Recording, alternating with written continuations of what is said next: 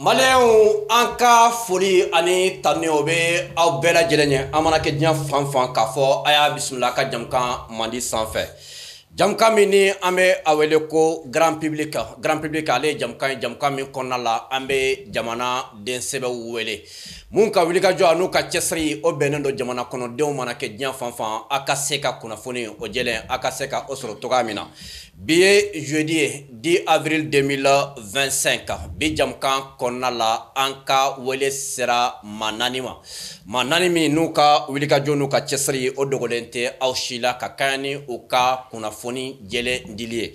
bamananw b'a fɔ adamaden i bɛ dumuni kɛ ɲɛnama ka se ka sabati togoya min na o la hakili fana mako bɛ kunnafoni jɛlen na min bɛ se ka to hakili a bɛ ɲɛnamaya togoya min na n'i ko k'i bɛ maa wele k'a ka maaw kunnafoni f'a ka sɔrɔ a tigilamɔgɔ yɛrɛ kunnafonilen don o de kama an ye ninnu wele ka sabu kɛ u ka wulikajɔ n'u ka cɛsiri n'i ka kodɔn ye bi jamukan kɔnɔna la an ka maa welelen o ye Tayiruba M5 RFP ale ye a comité stratégique ale ye o président ye maa filanan o ye Dirisa Mementa analyste maa sabanan o ye Seku Umar Jalo Nouvelle Horizon faso jɔsira maa naaninan o ye Madame Kantago Nene Jara ale ye mouvement min ni an bɛ a wele ko Arafat International ale ye o président ye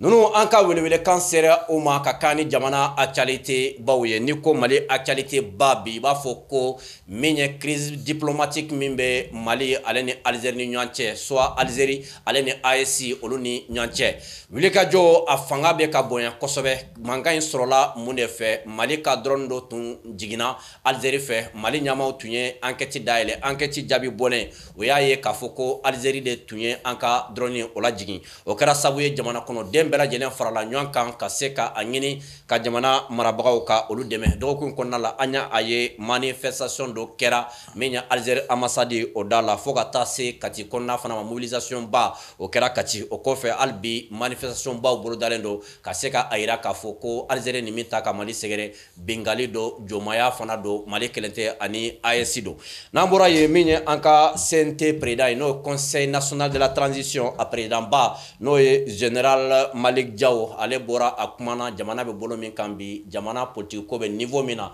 ale ka yeta ye min jamana kɔnɔden bɛɛ lajɛlen ka yeta kɛra min ye ka se ka a kuma fɔ an bɛ an da don o la fo ka taa se la réduction des partis politiques nun de an ka bi thèmebaw ye an bɛna an da don mun na ni waati ye an nabɔ maaw fana bɛ ka a fɔ min ye k'a fɔ ko général d'armée n'o ye Assimi Goïta ko 5 ans min dira ale ma waati min tun dira Assimi ma waati bɛ ka se a kuncɛyɔrɔ la nka n'i ye a ta ka a jateminɛ AES kɔnɔna la Burkina Faso le pays des hommes intègres capitaine Ibrahim Traoré san 5 bɛ ale bolo général Abdraman Tiani san 5 bɛ ale bolo yala ko ni san 5 ma di Assimi ma a baara a bɛ se ka gɛlɛya dɔɔni an ka invité ka yeta ye min ye an bɛna an da don o bɛɛ lajɛlen na ka ɲɛfɔli kɛ aw ye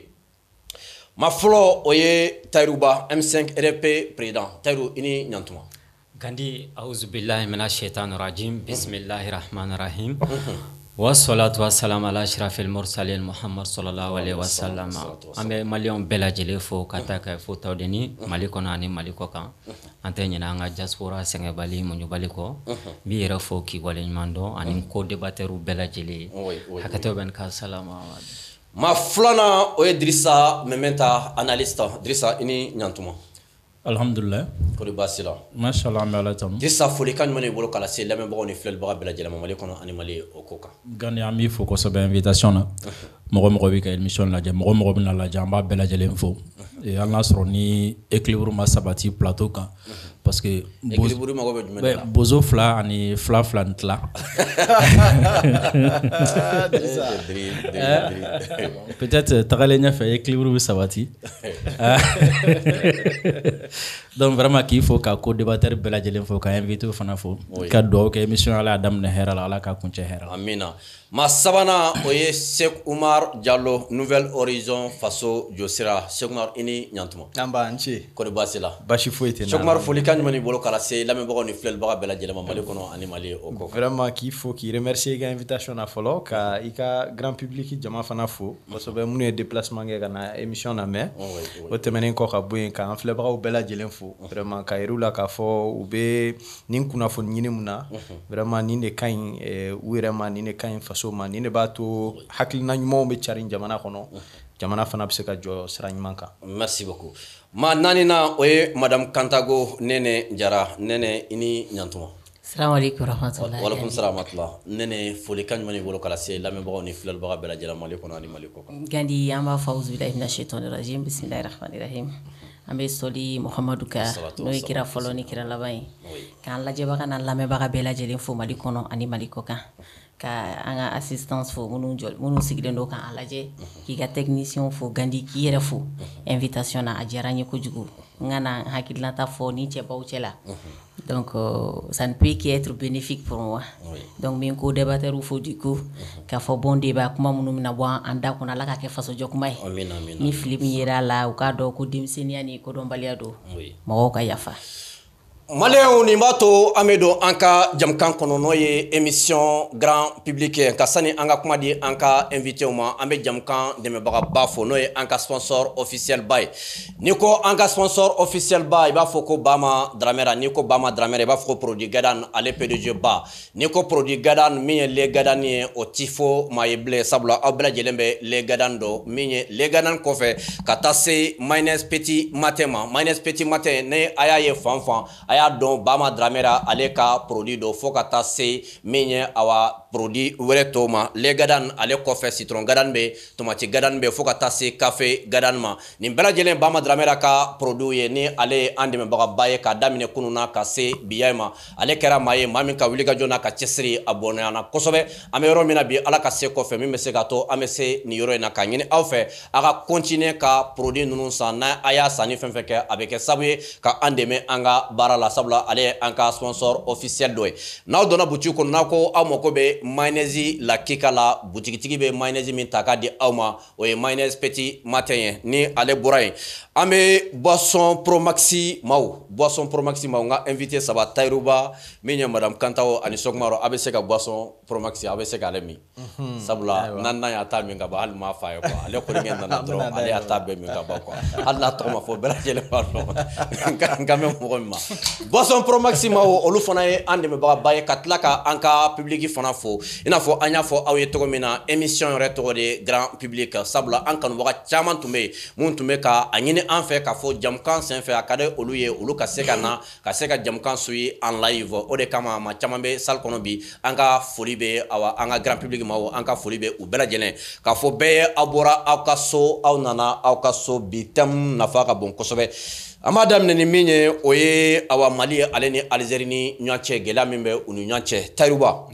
Mali ni Algérie ni ɲɔgɔn cɛ sani an ka se manifestation mun bɔra ka kɛ sisan ka daminɛ Algérie ambassade d'Alger ale yɔrɔ la fo ka taa se Kati ma ani manifestation baw min bolo dalen don Mali ni Algérie Tayiruba mun de an se fo nin yɔrɔ in na fo Mali ka espace aérien ka o datugu Algérie ka a ta datugu ka tila ka an ka ambassadeur fana ka tila ka olu fana rappeler mun de gɛlɛya se fo nin yɔrɔ in ma. Kandi ne ɲininkali mun ye je crois que a jaabi bɛ bɛɛ lajɛlen bolo kuma caman fɔra la il y a pas fumée sans feu n'i y'a mɛn a sisira tasuma de bɛ duguma kuma lasurunya la Mali ka drone donc Algériens bɔra ka gosi drone in gosilen Mali armée ye communiqué fɔlɔ dɔ kɛ k'a yira k'a fɔ k'an ka drone dɔ binna u ma cɛ tɔgɔ fɔ u ma muso tɔgɔ fɔ u ma jamana tɔgɔ fɔ u ma maa si jalaki le premier communiqué de l'armée malienne c'est très simple 2 paragraphes seulement u ye maliyɛnw kunnafoni k'an ka drone dɔ binna quelques jours après Algérie de bɔra u ka ministère de la défense ye communiqué kɛ ko drone mun ni Mali armée ko k'a binna k'olu de y'a gosi donc k'a tun b'olu ka territoire ka de 2 kilomètres provocation de d'accord maintenant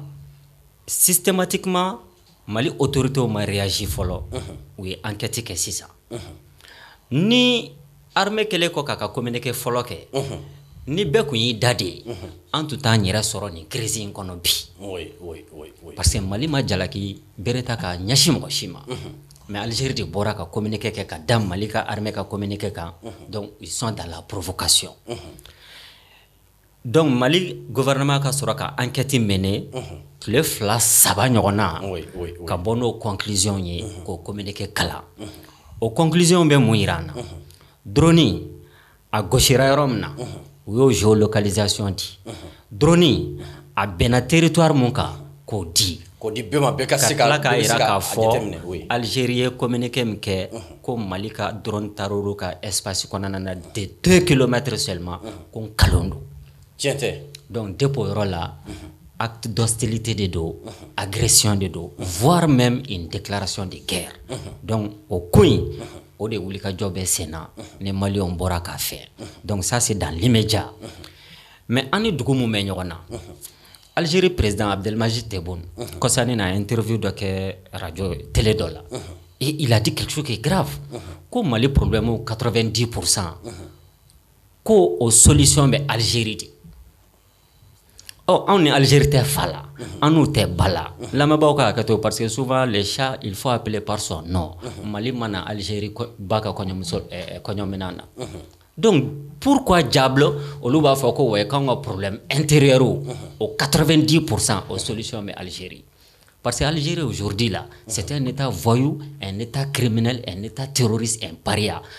mɔgɔw bɛ taa tariku kɔnɔna de la ka taa kow ɲɛɲini le passé est nostalgique Algérie historique ani mun b'an bolo bi Algérie u cɛ ka jan ɲɔgɔn na ko jɛgɛjala ni baji o tɛ kɛlɛ donc ka t'i sigi an y'u dɛmɛ indépendance la dɛ an n'u kun bɛ ta dɛ Abdelaziz Bouteflika kun bɛ Gao fiyɛ ni fan kurandanya de bɛna ni kɔrɔlen fɔ ye an ka b'o débat yɛrɛ de kɔnɔna na dɛ parce qu'on a affaire maintenant à un pays ennemi oui, d'accord oui, oui. Pourquoi parce que Algérie yɛrɛ kɛmɛ ka Mali ka nord de kɛ u ka arrière cour ye deuxièmement oui. u yɛrɛ ka sécurité u ka terroristes les groupes islamiques armés à travers les fils front islamique du Sali Ali Belhaj Abbas Madani nunu les années 90 donc olu de wulila ka mugu ni kisɛ ta ko terrorisme ni jihadi kɛ Algérie 200 000 morts ni mɔgɔ kan ka Mali dɛmɛ bi diɲɛ kɔnɔ ka terroristes liquider definitely a kan ka kɛ Algérie de parce qu'ils ont souffert du terrorisme des années avant le Mali. Abdelaziz Bouteflika de ni problème bɛɛ daminɛ Maliens t'a fɔ don o don k'an ye Gao ko Abdelaziz Bouteflika so kun bɛ Gao wa o Bouteflika kelen Mali problème jubaju n'i y'a sen bɔ a la tɔ b'a dɛ ale n'o b'a la kosɛbɛ parce que 99 armée de nana n'a ye fanga la u ye élection truquée a kɛra président ye d'accord il était le ministre des affaires étrangères de Awari Boumedienne jusqu'à ce que au sara 77-78 a taara placard la garage kɔnɔ 99 u taara bɔ wo kɔnɔ fo Suisse ani France kana kɛ président ye donc ale de accord dɔ kɛ ani terroristes cɛ u b'a fɔ ma la concordat la concorde civile o accord in na il demande Belmokhtar nunu a ye taa Sahara kɔnɔ a ye taa Mali Sahara kɔnɔna na a ka taa yen ka dagayɔrɔ ye a ka drogue cigarette essence ani prise d'otage kɛ a ka balo la en contrepartie Algérie b'aw protéger donc l'installation du terrorisme dans le nord Mali depuis 2003 Algérie de do cɛ tɛ muso tɛ Algérie de do moi je me rappelle très bien Sorasi cɛkɔrɔba de y'a fɔ ne ɲɛna k'olu ni Belmokhtar kun bɛ ɲɔgɔn ye Sahara kɔnɔ a bɛ ji d'u ma ka cigarette d'u ma mais o waati u ni Mali kun tɛ u kun bɛ otage de minɛ o otage ninnu libération sen fɛ occidentaux bɛ tila ka milliards de ta k'a di terroristes ma donc de 2003 jusqu'en 2012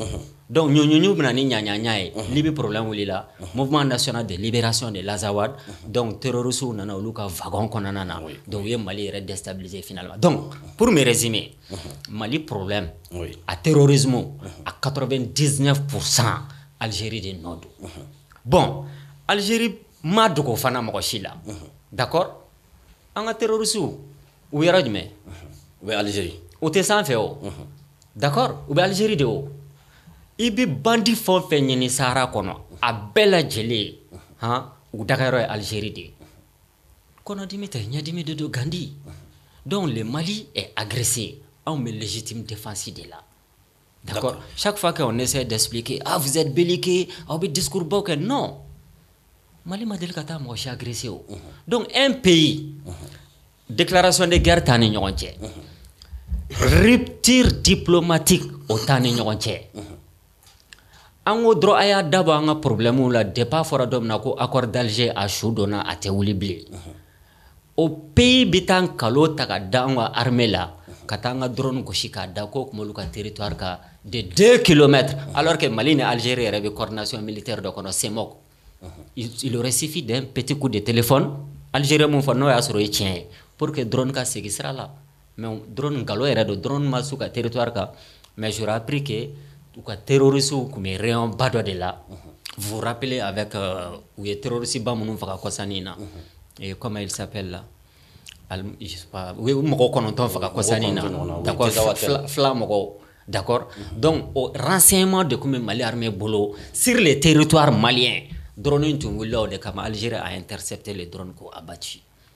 donc beki aklis ki ko ina d'accord avec la kana proposition de solution ni manifestation avec kelemna bibi c'est un combat de légitime défense ni plus ni moins d'accord Drissa Mementa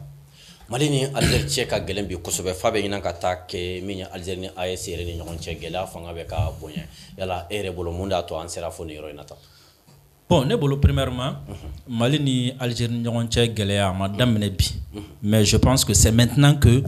Mali là les gens sont en train de prendre conscience réellement qu'a fait Algérie problème et de faire face. Sinon, ni Algérie historiquement, quoi indépendance canafobila, c'est un pays à chaque moment où tu as terrorisme fait quoi. Par exemple, ni on a indépendance tatu jatemene, qu'Algérie a indépendance tatu jatemene, et bah y a quelque chose Algérie a indépendance tara avec des attentats terroristes. Et en fait, non, ce n'est pas la même chose. Donc, au jour que les monuments, c'est ce qui a continué juste dans les années 2000 aussi.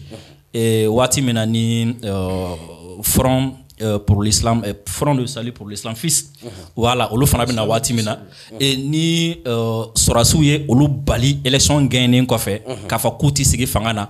ou Segera au Kelematouni, ou Yelmana Katara Maki ou Kono, avec aussi des attentats et autres là. Donc c'est comme si Algérie, ni Algérie historique, à chaque fois que nous voulons faire les attentats et autres là, Abou Ka Keleke Togo Konok. Donc raison pour laquelle, terrorisme Mounoumé Mali Kofela là, c'est pratiquement les mêmes personnes.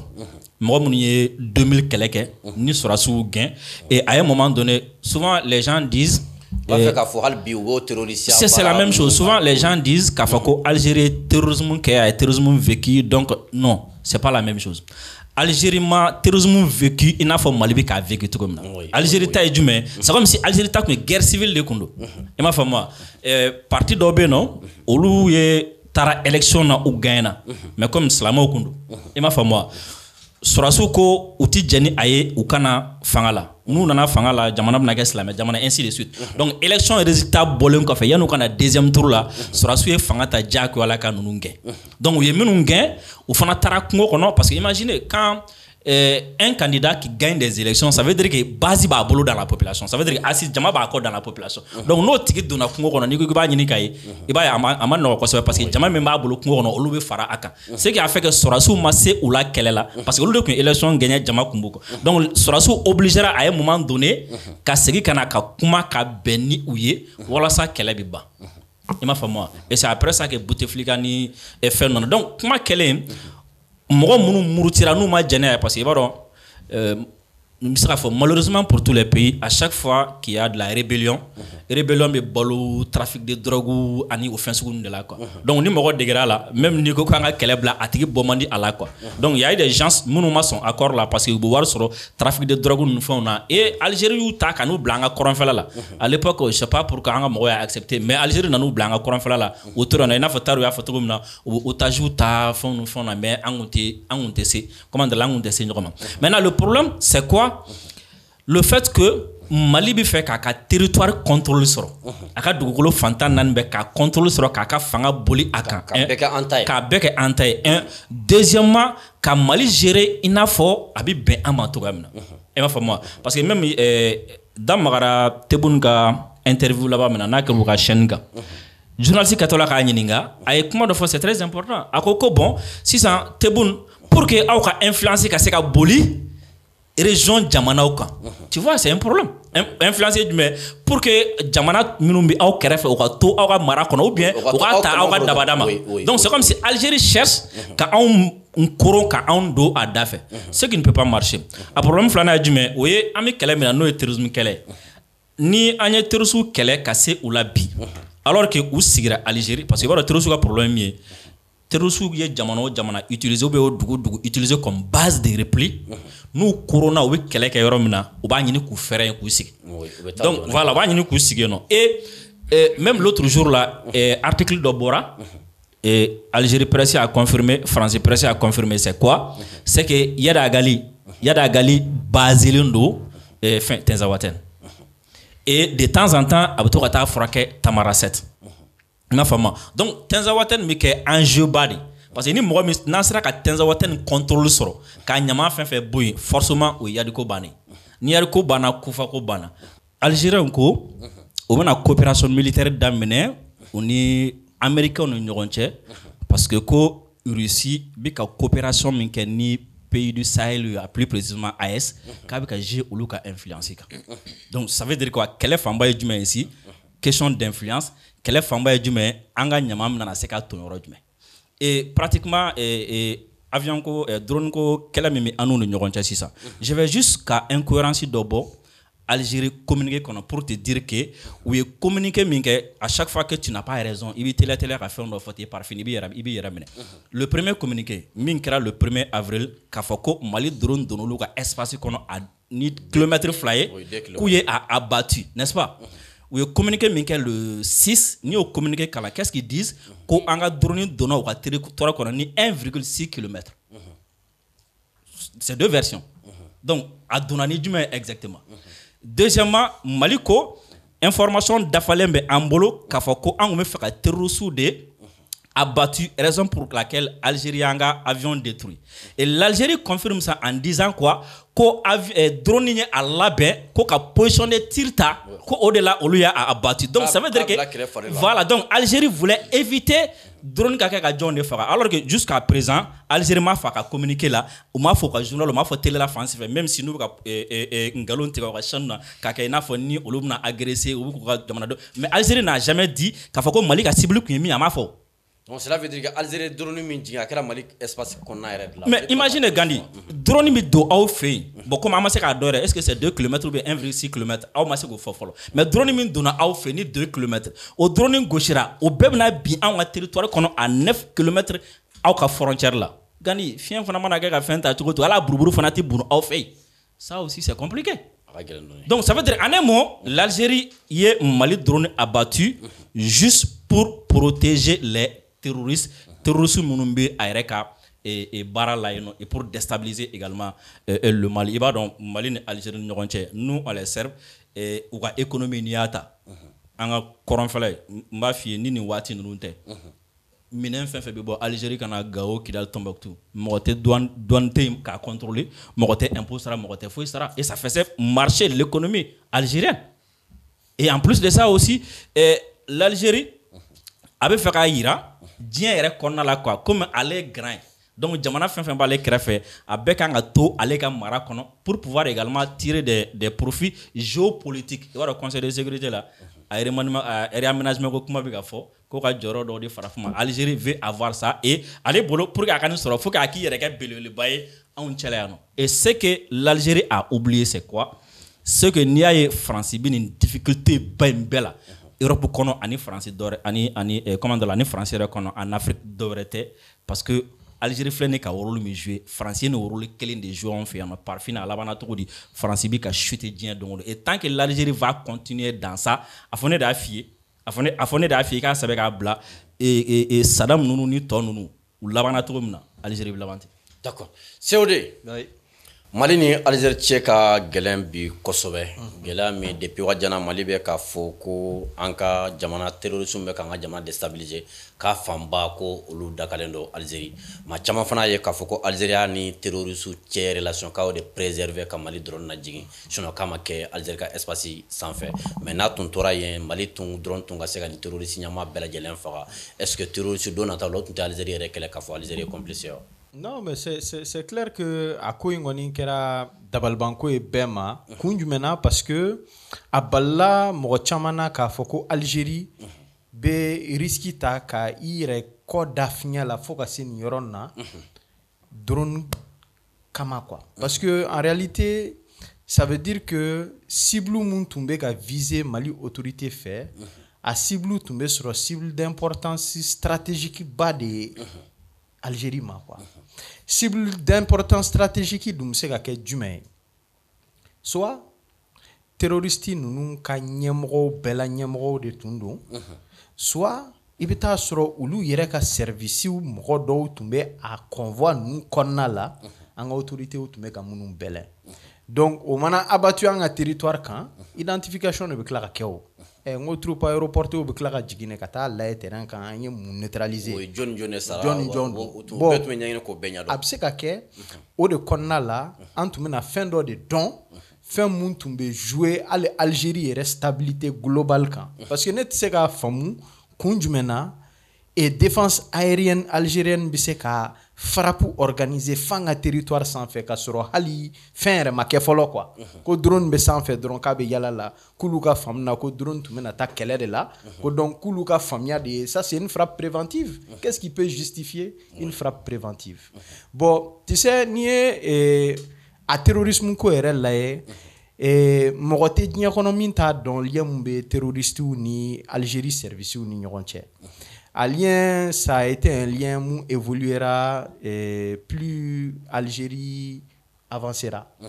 a lien daminɛna an y'a fɔ cogo min na débat in kɔnɔ wagati min na u bɛ basigi ɲinina Algérie kɔnɔ u ye intérêt stratégique mun ye terroristes fɛ kuma la o ye de k'u bɔ u ka dugubaw kɔnɔ k'u lajigin fo duguma u y'o o ɲa sɔrɔ wagati min na u nana ye intérêt stratégique filanan dɔ bɛ se ka y'a la parce que tu sais corruption ni trafic wariw a mana don i kan ni fanga sugu dɔ ye colombiens ma ni i gosi ni cocaïne wari ye mais min f'i ye ni i hakili bɔ man d'a la dɛ i bɔ man d'a la mais hakili t'a la air cocaïne bɛɛ ma jigin hali Mali yɛrɛ fana kɔnɔ yan nɔ donc c'est pour dire que o wagati fana la intérêt dɔ yera dans une frange du régime algérien qui a trouvé intérêt à tolérer à soutenir à encourager les trafics intérêt sabanan nana kɛ min ye c'est que tant que o instabilité bɛ ka entretenu o terroristes fɛ jamana wɛrɛ tɛ se ka base sigi Mali la parce que Algérie fana ka sirankun belebele ye min ye base étrangère kana sigi ale ka grand sud kɔnɔna la cogo si la a base fɔlɔ minnu kɛlɛla o ye Faransi taw ye bi base mun bɛ kɛlɛla olu ka yeta la o ye Russiw ta ye bon olu dun bɛ ka don o calcul mun kɔnɔ u t'a dɔn ko Mali kununama n'a bilama tɛ fan kelen fɛ yɛrɛ Mali t'a ɲinina ka kɛ mɔgɔ si ka minɛn kɔnɔ Mali bɛ partenaires de ɲini minnu bɛ to a kɔfɛ k'a to an k'an ka baara kɛ k'an ka kɛlɛ kɛ k'an ka jamana bɔ nɔgɔ la an tɛ maa si ka jɔn an ɲinina wa an tɛ fɛ ka to maa si ka jɔn an na ni base bɛ sigi an ka Mali in kɔnɔ an b'a sigi cogo dɔn donc o bɛ kɛ cogo min na o bɛ kɛ ni dalilu mun ye o bɛ kɛ kan mun kan maa si da man ka don o la fo ka n'a fɔ k'i bɛna terrorisme de entretenu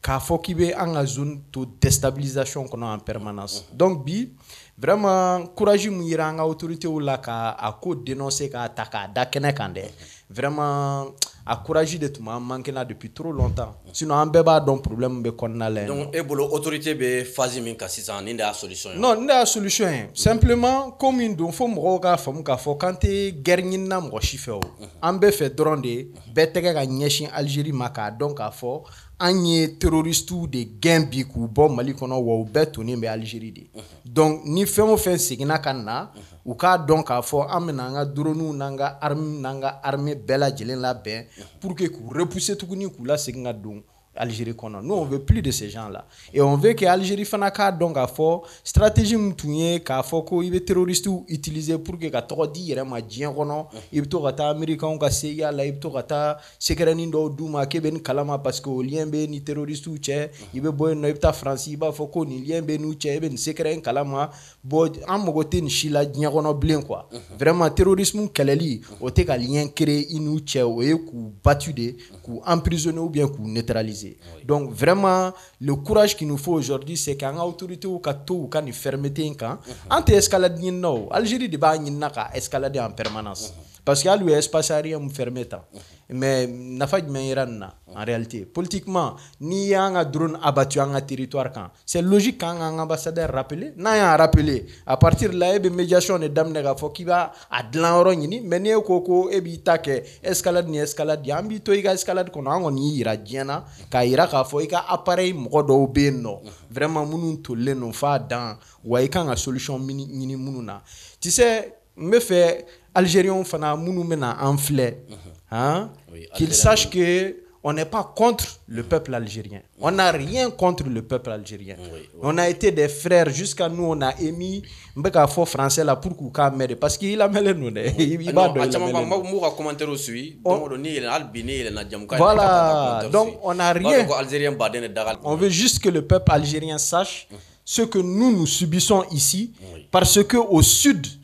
de la frontière algérienne, il y a des gens qui ont semé la même terreur que durant les 10 années noires, la décennie noire de l'Algérie. Nous, c'est encore pire. Nous, il n'y a aucune pitié dans ce qui est fait chez nous. Donc, nous, ce qu'on veut, c'est que le peuple algérien nous aide à faire comprendre à l'armée algérienne et au régime algérien qu'il est temps de lâcher ces terroristes. Ayou bla, ayou toé, au kana faroukan, au kana nous protéger. Tout ce qu'on veut pour la paix, en a sahelin konna la, c'est que terroristes nous, ou ka bla. Ou ka Algérie kou lâché. Tu sais, à bé Algérien on dit, à bé, à chef ou nous bé Algérien on dit. Mounou tu es Mauritanien ou nous bé neutralisera. Mauritanie te mochi, soutenir la, à quoi la blé. Algérie, à toi mounou boulot de, vraiment ou fana kou kam bla. Parce que ces délinquants là, ils vont jamais arrêter. C'est des gens connexion boulot Colombie, connexion boulot, trafic humain ni, fin sougou bé. Fin l'encolon sous bé. Donc nous on en a marre de ça. C'est tout ce qu'on est en train de dire. Ante kelela, ante guerre là, mais on be fait beka donc à fond. Il est temps que bébé min kalama aka dakena ka un problème ka solutionner et puis on a terminé entier. D'accord. Nene. Yala Malini Algérie gela bi erebolo dumene ato ansera sananga ces propositions de solutions moi. En fait, je pense que co-débatteur oui chama fort. Mais nebena mɔgɔ dɔ bɛna fɔ ke an ye nin kuma fɛn fɛn fɔ plateau kan nin bɛɛ prévu b'an bolo cogo jumɛn kisɛ b'an bolo cogo jumɛn k'a fɔ ko Algérie de bɛ ka terroristes abriter. Moi je pense que u yɛrɛ ka communiquer u yɛrɛ y'o yira u ka communiquer kɔnɔ ka u bɔra fɔlɔ k'a fɔ ko olu ye drone dɔ abati état malien bɔra k'a fɔ an ka drone binna mais voilà an bɛna enquête kɛ. Donc enquête kɔfɛ an ka jamana bɔra ka fanye k'u ye lettre ci u ma 72 heures tile 3 u m'u jaabi. Donc ne yɛrɛ t'a dɔn entre état rupture diplomatique t'aw ni ɲɔgɔn cɛ kɛlɛ tɛ yen nɔ je vais dire a ka jɛɲɔgɔnyaw jamanaw ni ɲɔgɔn cɛ olu bɛɛ b'a nɔ na jamana dɔ bɛ sɛbɛn ci ma cogo jumɛn tile 3 k'i t'a jaabi. O ye ne ka question fɔlɔ ye. O tuma kɛlɛ de bɛ yan ni kɛlɛ bɛ yan anw t'o kalama. O ye ne ka ɲininkali fɔlɔ ye. Ɲininkali filanan est que Gandhi i jamana pays frère jamana mun frontière bɛ i n'a ni ɲɔgɔn cɛ an k'a kɛ yɛrɛ drone donna sa drone donna fo 2 kilomètres a bɛ organisation dɔ la mun bɛ a bɛ fɔ mun ma ko CEMOC ne bolo sɔnni i ka drone abati. Au moins ina ika état frère ɲininka mun mais je répète encore rupture diplomatique t'aw ni ɲɔgɔn cɛ kɛlɛ tɛ yen embrouille foyi tɛ yen ne bolo n'o kɛra i bɛ état frère ɲininka e ka drone donna ne fɛ i b'a kalama wa ne bolo hali n'a donna a b'a bɔ u n'a ma bɔ i bɛ se ka bɔ kuma min diya i b'o fɔ ou ko min diya i b'o kɛ. Donc tout ça pour dire que Algérie état voyou min bɛ fɔ Algérie y'o yɛrɛ de en réalité parce que e tɛ se ka bɔ i ka communiqué fɔlɔ la k'a fɔ anw ɲɛna ko drone donna e ka territoire kan ni 2 kilomètres ye an ka état ka communiqué kɔfɛ avec des précisions de taille ka latitude n'a longitude ni a espace ka fɛn bɛɛ di a bɔra yɔrɔ min a binna yɔrɔ min o bɛɛ kɔfɛ au lieu que i ka bɔ ka éclaircissement di i b'a fɔ ko o enregistrement bɛ e ka ministère d'état de la an bɛna taa lajɛ na kelen et puis fila au lieu que i ka bɔ ka précision di i bɛ bɔ ka état de neni k'a fɔ ko jamanadenw de tɔɔrɔlen don jamanadenw de degunnen don état mun tɛ se ka sécurité d'a ka jamana ma ne ko ani su ani fa tɛ juru sara tayiruba ka proverbe fétiche o bɛ ɲɔgɔn ye n'o tɛ kelen ye o ye kelen ya donc à un moment moi je me dis est-ce que Algérie yɛrɛ mun b'a kɔfɛ ne bolo de ye ɲininkali quoi Algérie veut quoi réellement ne bolo question m'an kan ka poser parce que dire Algérie bɛ tan Algérie y'a yira diɲɛ mɔgɔ la ka ni diɲɛ mɔgɔ si man di kɔsani na o bɔra ka communiqué dɔ kɛ États-Unis kama kabako don u ni Mauritanie man di u ni Maroc man di u ni anw man di donc quand on parle d'isolement ne hakili la jamana tɛ yen diɲɛ dugukolo ka jamana min isolé don ka Algérie bɔ oui mais caman bɛ ka bisigiyali min kɛ sisan o ye k'a fɔ Russie Algérie ale ka partenaire stratégique tun ye Russie de n'i y'a ka kɛlɛkɛminɛn jateminɛ fanba tun bɛ sa Russie bolo mais sisan n'i y'a ta ka jateminɛ Algérie ni États-Unis bɛ ka gɛrɛ ɲɔgɔn na kosɛbɛ ka sabu kɛ Russie bɛ ka fanga min donni kɛ AES la o bɛ ka Algérie tɔɔrɔ kosɛbɛ donc a b'a fɛ ka yɔrɔ ma jan Russie dɔɔni k'a surunya États-Unis na caman fana ka kuma o ye en même temps fana anw ni Maroc ka surunya ɲɔgɔnni o fana bɛ ka Algérie fɛn kosɛbɛ Gandi ne o de fɔ Algérie en réalité i b'a fɔ Mɛmɛta bɔra k'a fɔ cogo min na Algérie bɛ fɛ k'a ka même mise n'a ka emprise de to Sahel kɔnɔ mais Algérie doit savoir dans le passé que ni États-Unis tun bɛ maramafɛn d'ale ma bi ale ye rôle min sɔrɔ puissance de feu la Afrique de l'Ouest la a tun t'a sɔrɔ kelen fila Algérie bɛ jɔyɔrɔ min na bi Afrique de l'Ouest la Russie de y'a k'a ye mais pourquoi e tɛ fɛ jamana wɛrɛ fana ka san sɔrɔ jamana mun qui t'a dit qu'il fait face à une lutte antiterroriste donc on est obligé nous en tant que Maliens de nous armer an ka jamana denw bɛ ka faga jatigɛ walew ni juguya walew bɛ ka k'an ka jamana sanfɛ don o don donc Algérie tɛ se k'an bali k'an bɛ taa an furu ni Russie la ni a bolo a ka nin action in de bɛna o bali donc voilà il se fout les doigts dans l'œil parce que Maliens an ka il est lié aussi de féliciter nos autorités an ka ɲɛmɔgɔba bɔra ka fɔ Assimi Goïta k'a fɔ ko ni baara min daminɛnen filɛ nin ye segin kɔ t'a la ni min siranna dɔrɔn k'i jɔ k'an tɔw to an ka nin kɛlɛ an bɛ nin kɛlɛ in kɛ fo ka se a dan na donc ils doivent savoir que ces généraux là en réalité sont plus déterminés que jamais ni lutte antiterrorisme an b'a kɛlɛ kɛ wa an b'a kɛlɛ gagner et puis Algérie ka dimi nous an b'a faamu d'une part parce que i b'a fɔ camarade bɔra ka fɔ tuma mainmise de tun b'u bolo Kidal depuis mainmise minɛn'u la u frustré la accord d'Alger tun bɛ yen an ko ko accord d'Alger an t'a la depuis an ma signé an ko k'an t'a la an boli o la o kɛra gɛlɛyaba don Algérie ma kosɛbɛ o yɛrɛ y'o yira k'a fɔ accord d'Alger de tun bɛ se ka kɛ sababu ye ka yɔrɔ basigi et puis n'an bɔra o kɔnɔ ka ban yɔrɔ basigi et puis u ka président bɔra k'a fɔ ko i b'a fɔ Tayiruba bɔra k'a fɔ cogo min na ko les problèmes 90% des problèmes maliens ou solution bɛ Algérie donc quand tu parles d'un pays frère Ganji ta bɛ ka wuli ka bugu la ji bɛ ne bolo ou extincteur bɛ ne bolo mun bɛ se k'i ka tasuma faga ni e m'a faga fo k'i sigi k'a fɔ ko e ka tasuma min bɛ ka bugu la a fura bɛ ne bolo est-ce que tu es de bonne foi donc diɲɛ mɔgɔ de kan k'a dɔn ko l'Algérie n'est pas de bonne foi et puis Mali n'a ka kɛlɛ bɛɛ mana fɔ ko Maliens sisan kan ka autorités u bɛ tan u bɛ ni décision fariw ta u bɛ kumabaw fɔ u bɛ tableau gosi Mali n'a ka ko bɛ an ka autorités y'u muɲu ni Algériens kɔrɔ fo muɲu dan depuis transition in daminɛ fo bi mot tɛ u ka ministre des affaires étrangères ma an ka autorités traité ni mun ye hali u ka communiqué n'i y'a ta u bɛ cliquew de fɔ u bɛ appellation dɔ fɔ an ka autorités ma ne yɛrɛ u yɛrɛ bonya kama n tɛ fɛ ka hali sego appellation dɔ kan c'est-à-dire ils sont juste dans l'offensif en réalité Algériens bɛ fɛn min kɔ ne yɛrɛ kɔni bolo o de kan ka kɛ ɲininkali ye u bɛ mun kɔ et puis nous en tant que État parce que Mali ye État nation de ye bi ma Mali bila sen kan Mali ka kɔrɔ ni Algérie ye hali indépendance la an ka kɔrɔ d'u ye an tɛ jamana kelen ye donc anw ma siran an bɛnbakɛw ma siran an bɔra minnu na olu jɔra u jɔra hali tubabu ye pénétration coloniale la temps mun taara Mali la a ma taa yɔrɔ si donc anw bi an tɛ nana siran ne bolo ɲininkali kan ka kɛ Algérie bɛ mun de kɔ réellement ni a bɛ mun kɔ n'o dɔnna maintenant an b'a lajɛ comment faire face parce que siran tɛ saya sa boli tɛ saya sa ne bolo est-ce que Algérie bɛ min kɔ est-ce que o dalen tɛ kɛnɛ kan parce que Algérie ka laɲini ye min ye accord d'Alger ka se ka na ale ka terroristes n'a ka rebelles accord d'Alger bɛ se ka opportunité ba d'olu ma olu bɛ se ka installer ka ɲɛ cogo min na non Algérie b'a dɔn ko l'accord est mort de sa belle mort accord in segicogo t'a la tuguni Mali la quoi segicogo t'a la jamana ka di politicien ma n'a dir'olu ma se ka non solution t'a la jamanadenw de tɛna sɔn parce que i b'a dɔn Gandi ni transition in ye ko ɲumanba kelen kɛ a ye jamanadenw lakunu fɔlɔ la i tun bɛ jamanadenw ta 100 minnu tun b'u intéressé jamana ko la ani jamana yɛrɛ tagabolo ko la a kun tɛ tɛmɛ mɔgɔ 10 duuru kan mais bi n'i ye jamanadenw ta mɔgɔ 100 i b'a sɔrɔ mɔgɔ 70 mɔgɔ 80 intéresselen don jamana ko la donc maliyɛndenw kununa u ɲɛ yɛlɛla u ye faamuyali kɛ u ye géopolitique faamu Gandi à travers vous aussi les médias ani u b'a fɔ minnu ma vidéo man les influenceurs on vous salue parce que aw de kama débat caman bɛ kɛ todunkan na a bɛ kɛ bamanankan na hadamadenw b'a faamu jamana bɛ min a bɛ taa min jamana kan ka taa min donc tout ça on vous doit d'une part mais o de ye tiɲɛ o de kɛra réalité la jamanadenw kununa donc ni i nana ni t'a ta anw ka dabada ma je pense que hali nali yɛrɛ bɛ gɛlɛya d'accord Tayiru a ye manifestation mun boloda ka taa Algérie ambassade yɔrɔ la dɔw ko a ye baara min kɛ ko baara cɛɲuman tɛ fasoden dɔw y'o fɔ ko e Tayiru yɛrɛ k'e kumakan dɔw fɔ k'olu tɛ kuma u ye Gandi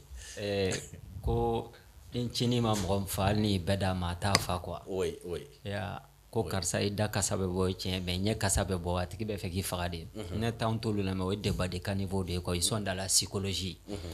tu vois 5e colonne de do apatrides de do d'accord donc olu donc e bolo fasoden jugu do non an t'olu lamɛn sa ci wɛrɛ bɛ kɔɲɔmuso bala mun tɛ sɛsi bɔ ye o an t'olu lamɛn o ye guerre psychologique de ye wari de bɛ d'u ma jama ma bɔ jama bɔra ka jama girin ka kɛ détail kan mina o ka jama girin ka kɛ détail kan pour occulter l'essentiel ka jama girin ka kɛ forme kan pour occulter le fond des débats c'est quoi u k'a fɔ an ɲɛna Mali de agressera wa walima Mali ma agressé hali sinu tɛ se k'o kuma fɔ u k'a fɔ an ɲɛna terrorisiw minnu y'an ka misiriw ci ka églisew ci ka forow jeni sɔrasi civil ka bɛɛ lajɛlen faga bafa ni kilicɛ hali baganw tɛ to u bɛ yɔrɔ jumɛn u bɛ Bamako de wa u bɛ Ouaga de wa u bɛ Niamey de wa u bɛ Algérie de u ka bɔ k'o jaabi voilà les débats de fond maintenant o ye débat de caniveau de an k'an pan olu ka kuma yɛrɛ kunna quoi i ka plateau yɛrɛ i ka plateau ka sanu ninnu jaabili ma c'est ça le débat de fond Algérie de ye Mali agressé u y'a fɔ an ɲɛna u ye nkalon tigɛ ka da Mali armée la kan taara u ka espace kɔnɔ o ye débat de fond ye Mali armée nana ni fait scientifique ye les éléments matériels bɛɛ bɛ se ka min vérifier bɛɛ bɛ se ka vérifier a coordonnées géographie géolocalisation a dira i b'a dɔn GPS kɔnɔ a b'a yira la débrouille yera physiquement sur le terrain sur le territoire voilà le débat de fond maintenant olu bɛ kuma min na an t'olu jaabi mais mun yɛrɛ ye ne kɔnɔ gan et la réaction au niveau international silence coupable silence radio a jamana kelen tɛ yen Afrique kɔnɔ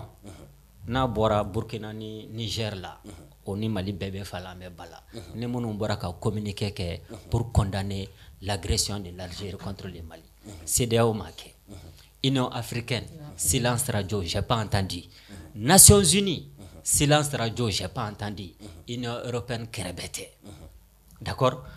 o ye jabili dɔw de ye ça veut dire que le Mali est seul face à son sort an kana ɲɔgɔn nanaga ni falisen butala an ka bɔ émotion na dɛ même Russie mun filɛ nin ye la Russie a plus d'intérêt économique avec l'Algérie plus que les Maliens mɔgɔ minnu b'a ɲɛna k'an bɛna kɛlɛ kɛ k'an jigi da Russie kan sanga an bɔ nin ko ninnu kɔnɔ quoi Algérie armée budget ça fait 25 milliards de dollars d'accord u ka matériel fanba bɛɛ a bɛ sa Russie de bolo a tɛ sa yɔrɔ si ni Russie tɛ d'accord donc nin kɛlɛ in ne fɛ résistance de do guerre mun do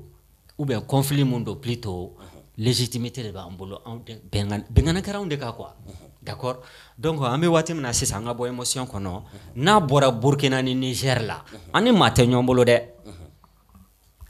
ni Algérie nin ko in sama ka s'a dan na l'armée malienne k'u ka responsabilité ta parce que mɔgɔw bɛ kɛlɛ kɛ mun ɲa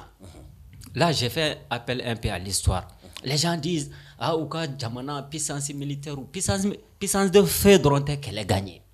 et la preuve malo sɛnɛnaw vietnamiens u ma français bâti en 1955 en Dien-Bien-Phu et la preuve mun kɛra bɛɛ lajɛlen ɲɛna Afghanistan san 20 kɔfɛ juin sɛnɛnaw misigɛnaw ni sagagɛnaw américains ma boli bɛɛ ɲɛna pourquoi parce que anw ma wuli ka frontière dépasser tile kelen ka taa bɛn maa si kan Mali armée bɛ ka former ka restructurer ka doter de matériel ni Maliens ka impôt ye a ma dabɔ pour que ka taa guerre impérialiste kɛ diɲɛ ɲɛfɛ o d'accord donc yɛrɛ sɔrɔ man dɔgɔ sɔrɔ la an bɛ k'an yɛrɛ de ni kana donc an b'o kɛlɛ la san caman mɔgɔ ta k'an dɛmɛ n'an yɛrɛ wulila k'an b'an ka problème solutionner les mêmes personnes u bɛ bɔ k'u bɛ Mali persécuter c'est là-bas que tu comprendras que l'enjeu est très grave l'heure est grave hein, Gandhi ni maa min kɛn bɛ ka nin ko in kɛ i n'a fɔ crise diplomatique ça va au-delà de tout ça mais bien sûr jɔn ka communiqué instance kelen yira n na sous-régional CEDEAO ka kuma kɔni ne tɛ n da don o la parce que CEDEAO ye communiqué min kɛ c'est comme o ye ka yɛlɛ mɔgɔw la de quoi d'accord parce que CEDEAO dit voilà fiɲɛ ni fa ɲɛ tɔmɔ après médiation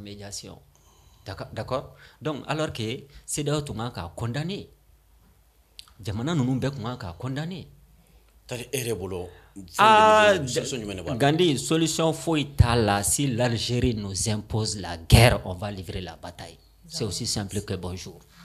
ni mun bɛ kɛ o de bɛ kɛ est-ce que nin y'o waati ye la hawla wa ta ni kɛlɛ tɛmɛna kɛ kuma ka kɛlɛ kɛ kun tɛ bilen oui parce que i b'a dɔn n'i ko ka guerre kɛ bi i b'a sɔrɔ jamana kɔnɔdenw hakilina kɛlɛ i b'a sɔrɔ c'est-à-dire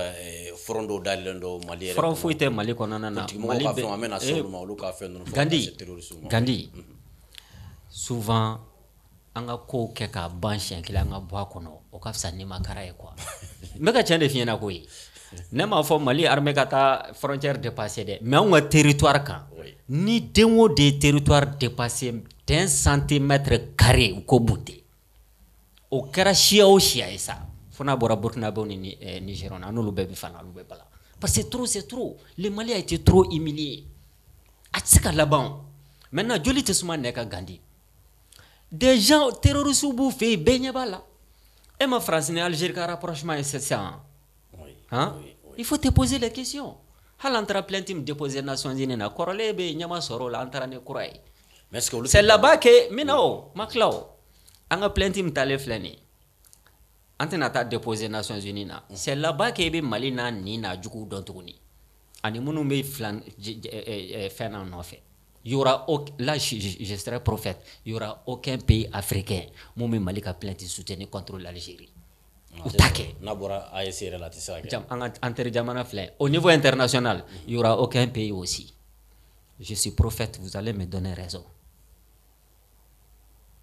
donc n'u y'a kan an k'an ta sara c'est aussi simple que ça d'accord n bɛ kuma kelen f'i ye n bɛ sa o de ka jugu an bɛ sa foyi t'a la parce que ils oublient quelque chose troisième guerre mondiale n'an ma farati wala a bɛ daminɛ Sahel kɔnɔna na parce que enjeu minnu bɛ Sahel kɔnɔ bi n'u y'u sigi sisan ka Algérie lajɛ u bɛ ka Mali déstabiliser ka Sahel déstabiliser français b'u kɔfɛ d'accord tout le monde est derrière ces gens-là hein le Mali est seul hein mɔgɔ si kana taa fɔ an ɲɛna en tout cas a discours tɛ donné tulo fɛ wa tiɲɛ tɛ fana parce que les États n'ont pas d'amis n'ont que des intérêts d'accord fi sabilila i taa ni ma cɛ ko ye a faamu donc soyons un peu sérieux dans les débats voilà les débats de fond maintenant bi Mali bɛ se ka résister parce que Dieu a dit dans le Coran kam min fi'atin qalilatin ghalabat fi'atin kaseera bi'iznillah wallahu ma'as sabirina pourquoi David ye Goliath gosi i b'a kun dɔn tɔɲɔni hali barika maa ba tun b'an ka nin jamana in kɔnɔ u tɛ se ka lajɛ hali ɲɛna mun y'u kɛ maa nafulenw ye parce que tɔɲɔni dɔrɔn de don donc jamanaw puissance romains tɛmɛna mun ye Rome bɛ yen Rome a gouverné le monde pendant 1000 ans san 1000 avant les Romains Perses tun tɛ yan d'accord donc tɔɲɔni finalement mɔgɔ nafulenw de bɛ wuli k'i ka ko ban même américains ka puissance militaire filɛ nin ye ils vont aller en faillite tôt ou tard tant qu'ils continuent ni guerre d'agression ninnu na donc il faut se situer dans le sens de l'histoire Algérie tɛ se ka fosi kɛ Mali la Nɛnɛ l'a dit an tɛ se ka kɛ Wagadugu Kumbisale Walata an tɛ se ka bɔ yen ka na sira surakani ɲɛ o k'o tɔ ye non c'est pas possible je ne peux pas accepter ça Gali n'u y'a combat imposé an kan on n'a qu'à livrer la guerre i y'a mɛn an ka ba masara ka sɔ sarada ka tabi kɛ ka tabi yara kɛ i bɛna ye o parce que ninnu tɛ i b'a dɔn dɛ Algérie n bɛ kuma bila yan nɔ Algérie mun filɛ nin ye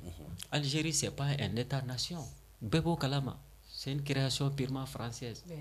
d'accord jamana tɛ quoi Algérie yɛrɛ wolo kabiliw de don an b'olu de dɔn arabuw tun ye colonisateur Abdelmajid Tebboune c'est un colonisateur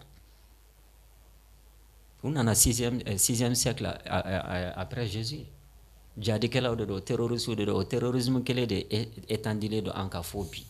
D'accord. Donc moi je fais confiance à l'armée malienne. Je fais confiance au génie malien et je sais que nous sommes les héritiers des empires et des résistants.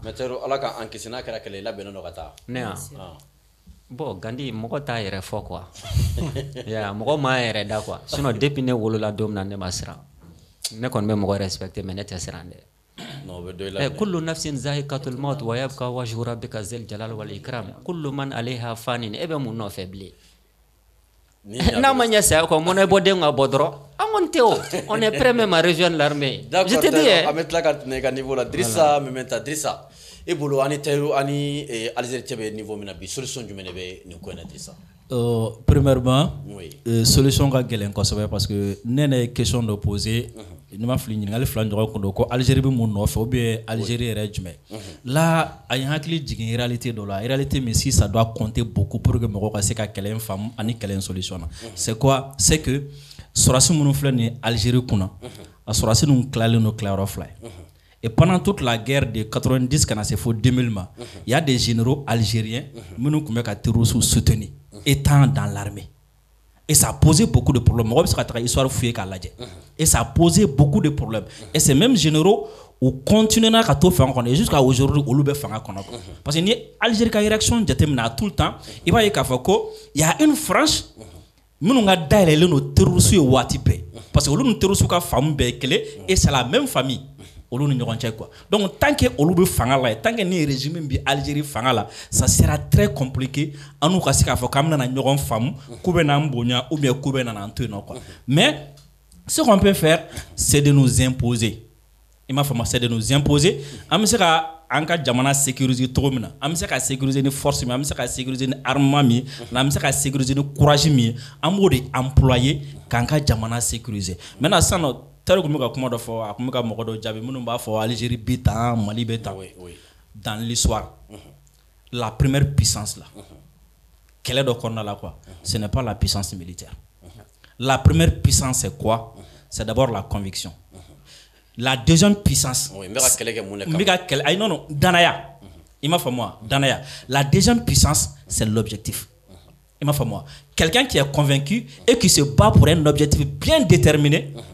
mɔgɔ o la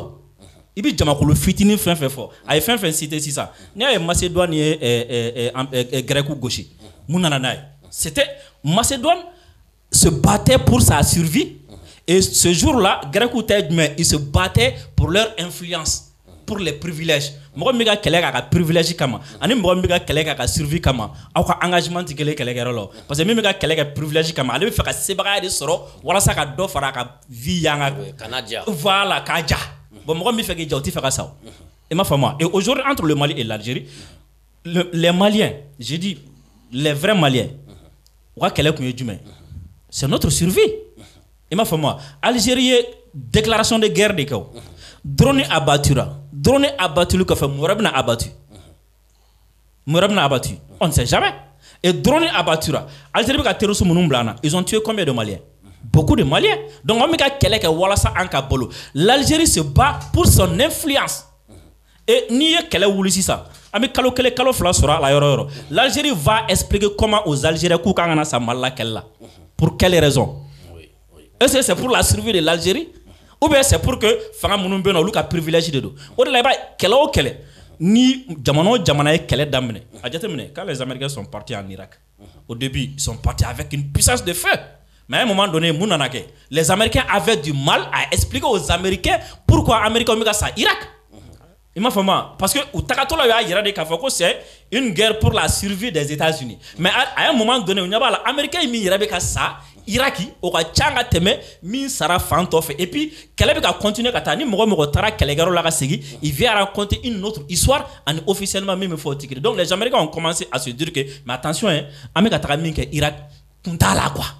on meurt pour rien et on a obligé par la fin qu'on sera se rappeler et bibina Mali Algérie c'est la même chose comment est-ce que l'Algérie bin atara Algérie raison pour laquelle il y a ni Algérie télé ni radio ni réseaux sociaux avec les flènes tu as envie de rire pourquoi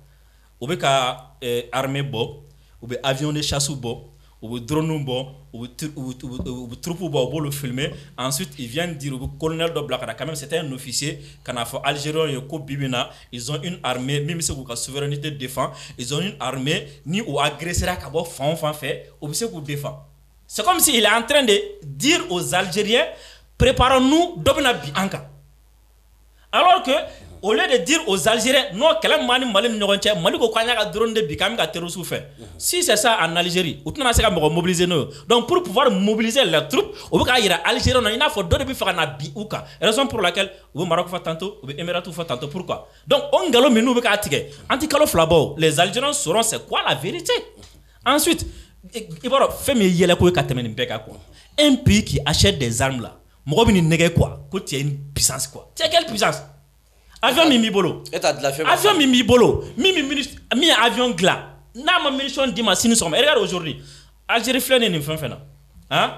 Algérie tu sais ka foi kabi. Avion munumba bolo, fin missile mba bolo, fin ba bolo. Ay avion sa mo bolo, ay missile sa mo bolo. Il va falloir que de temps en temps, tu des munitions ferama. De temps en temps, tu des ta entretien que. Donc toi tu as quelle puissance? Tu n'as pas une puissance. Il m'a fait moi regardez. Enfin, Kadhafi ka fanga kunga bo à un moment donné ka teme Algérie ta kaw. Kadhafi arme misa ay avion me fait misa. Mais juste pour te dire que imaginez à clé de le corner là, le Kadhafi ka moyen aérien na ka fait mo be coulé au sol dans combien de jours? Ala ma me ko sobe. Dorete parce que atad là. Il m'a fait donc mo be arme ça quand tu n'es pas une puissance. Ensuite nous madame na romna mal là-bas au là. Aujourd'hui, je te jure, ndalle no femina. Ni Mali ni Algérie bla nyogona nina. Je te jure Algérie ba bla quoi. Parce que les 23 millions de Maliens se battent pour leur survie. Algériens mounumina na foko mounumina nalé, eux ils vont se battre pour le luxe, pour une influence qui ne dit pas son nom. Au Djama Frala, tu peux pas gagner. Ensuite, aujourd'hui, ni à Bibina, à chaque fois que l'Algérie part, Algérie tisson qu'un problème présenté comme un problème entre l'Algérie et le Mali, mais après un problème présenté comme si ni Moro le Mali qu'on fait Mali pousser. Pourquoi? Parce que l'Algérie c'est aujourd'hui qu'elle n'est pas elle ne peut pas justifier une guerre contre le Mali. Elle sera justifiée. Voilà, comment dire là, elle sera justifiée. Ensuite, l'Algérie, moi l'Algérie suit de quoi? Les gens ne suivent pas beaucoup l'Algérie. Chaque semaine, il y a 2 ou 3 communiqués sur la page officielle du ministère de la Défense. Algérie va faire quoi? Offensif munun ke terrorisme contre la ou terrorisme haka min faka ou terrorisme haka min mine ou bo fu yere ka jamana dewni o Algérie claim na ta justifier yere ka jamana dewni to di ko alebe ka terrorisme kelon de même malla l'Algérie ne peut pas et derrière à sabenga abla si l'Algérie continue comme ça anti kaloworo dafa ko imam manifestation do Algérie anti kaloworo dafa ko problème do ma wuli Algérie yere konna la quoi parce que Tebboune aujourd'hui c'est comme si makoro mi ga minke Makoro a des problèmes en France, avec a essayé qu'à influencer l'Union européenne qu'on a là afin de pouvoir imposer à l'intérieur. Donc, pour pouvoir s'imposer à l'intérieur, avec fait qu'à politique extérieure quoi, qu'au résultat qu'à intérieur le problème étouffé. L'Algérie aussi cherche à faire la même chose. Ni Moro là, les gens qui sont en prison là, les Moro Mounoumik Kassola, journalistes Mounoumik Kassola, Algérie là, où dans la Kassola Moun s'est fait. Marché, les gens ont marché et à marcher là-bas à tout ça a été réprimé comme et au Dimoumbeno. Donc si l'Algérie tire, on le problème plus tard. Ensuite, aujourd'hui, l'Algérie l'Algérie n'est avec personne. L'Algérie n'est avec personne. Aujourd'hui, l'Algérie joue sur l'accord de la concurrence entre les États-Unis et la Russie. Les Russes ont comment dire là, ont fait le porte-parole là, Kremlin porte-parole. Il a dit quelque chose qui est très important. À l'époque, eux ils ne peuvent pas comprendre que l'Algérie ou bien Moro Bissaka soro Algérie konna la mimba fako abe aleka politique la gauche ça le konna la. Tu as entendu ce que Tebboune disait à l'époque, même on a communiqué là-bas. Quand Algérie disait que Algérie dit ou a communiqué avec qu'on a là kambarabo auna ko on kan ka mine de développement na wala ça ka kongo jamana de na ko ame ko do anga prison mo ka do ka sécurité là. Qu'est-ce que l'Algérie veut dire? Il fait l'Algérie fait référence ici à notre coopération avec la Russie. Parce que on nous accuse beaucoup de fois ko au lieu que sur la sous kataka keleke k'u bɛ ka partenariat kɛ ni Russie ye walasa olu kana bɔ fanga la. C'est la même phrase que l'Algérie répète à ka communiquer kɔnɔna la quoi. Donc c'est comme si Algérie aujourd'hui a b'a dɔn k'a fɔ ko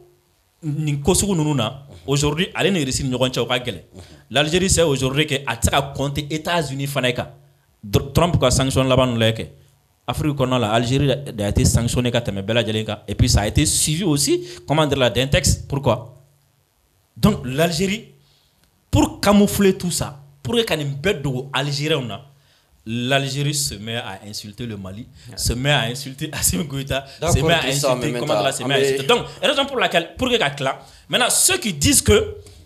bon voilà ah oui kɛlɛtigɛlaw de aw tɛ fɛ an ka bɔ nin kɔnɔ. Je me pose la question, est-ce que olu yɛrɛ bɛ fɛ Algérie ka dɔ fɛn min bɛ yen parce que n'i y'a da Algérie pouvoir ma Algérie pouvoir tɛna taa ɲɛfɔ Algériens ye an bɛ ka nin de kɛ Mali la maintenant Algériens bɛ se k'a dɔn cogo di ko nin de bɛ ka kɛ c'est à travers les émissions an bɛ ka émission minnu lamɛn regarde aujourd'hui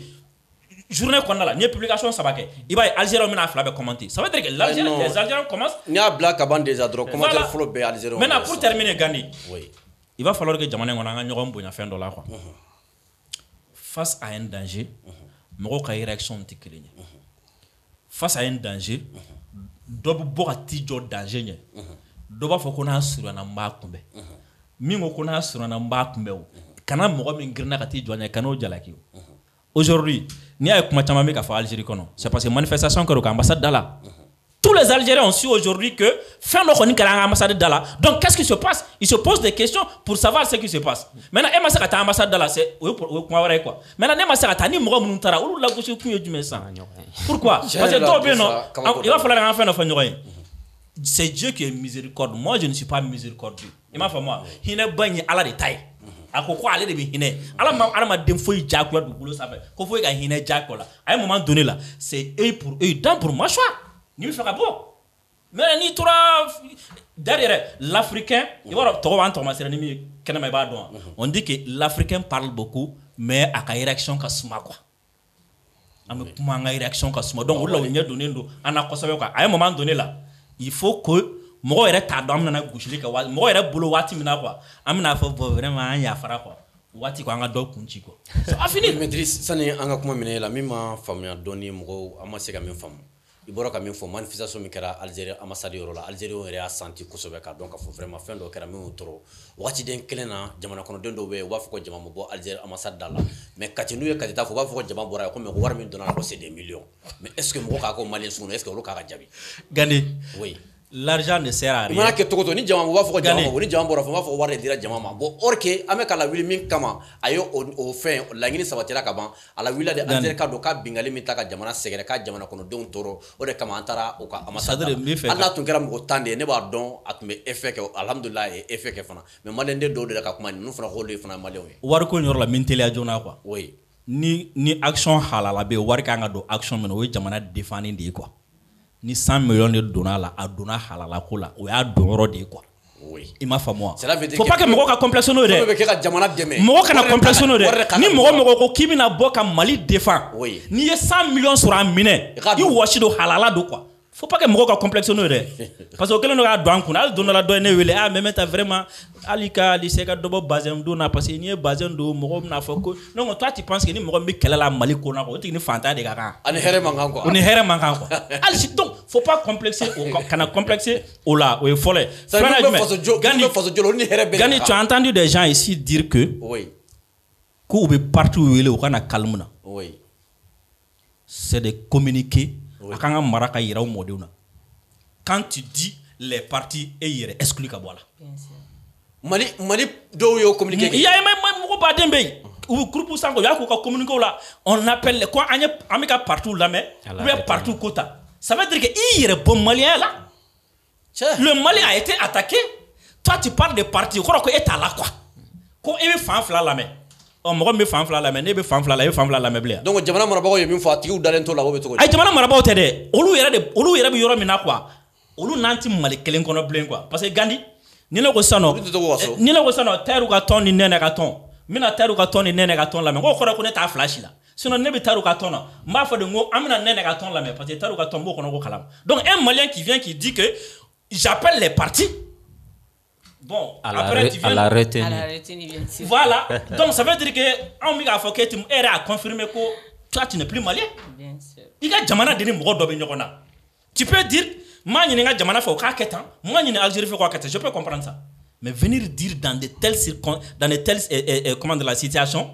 k'a fɔ ko les partis bon ko ka tila k'o tigi lamɛn i yɛrɛ de la k'a fɛ c'est-à-dire Gandi mɔgɔ ma maloya a ma samɛ a ma siran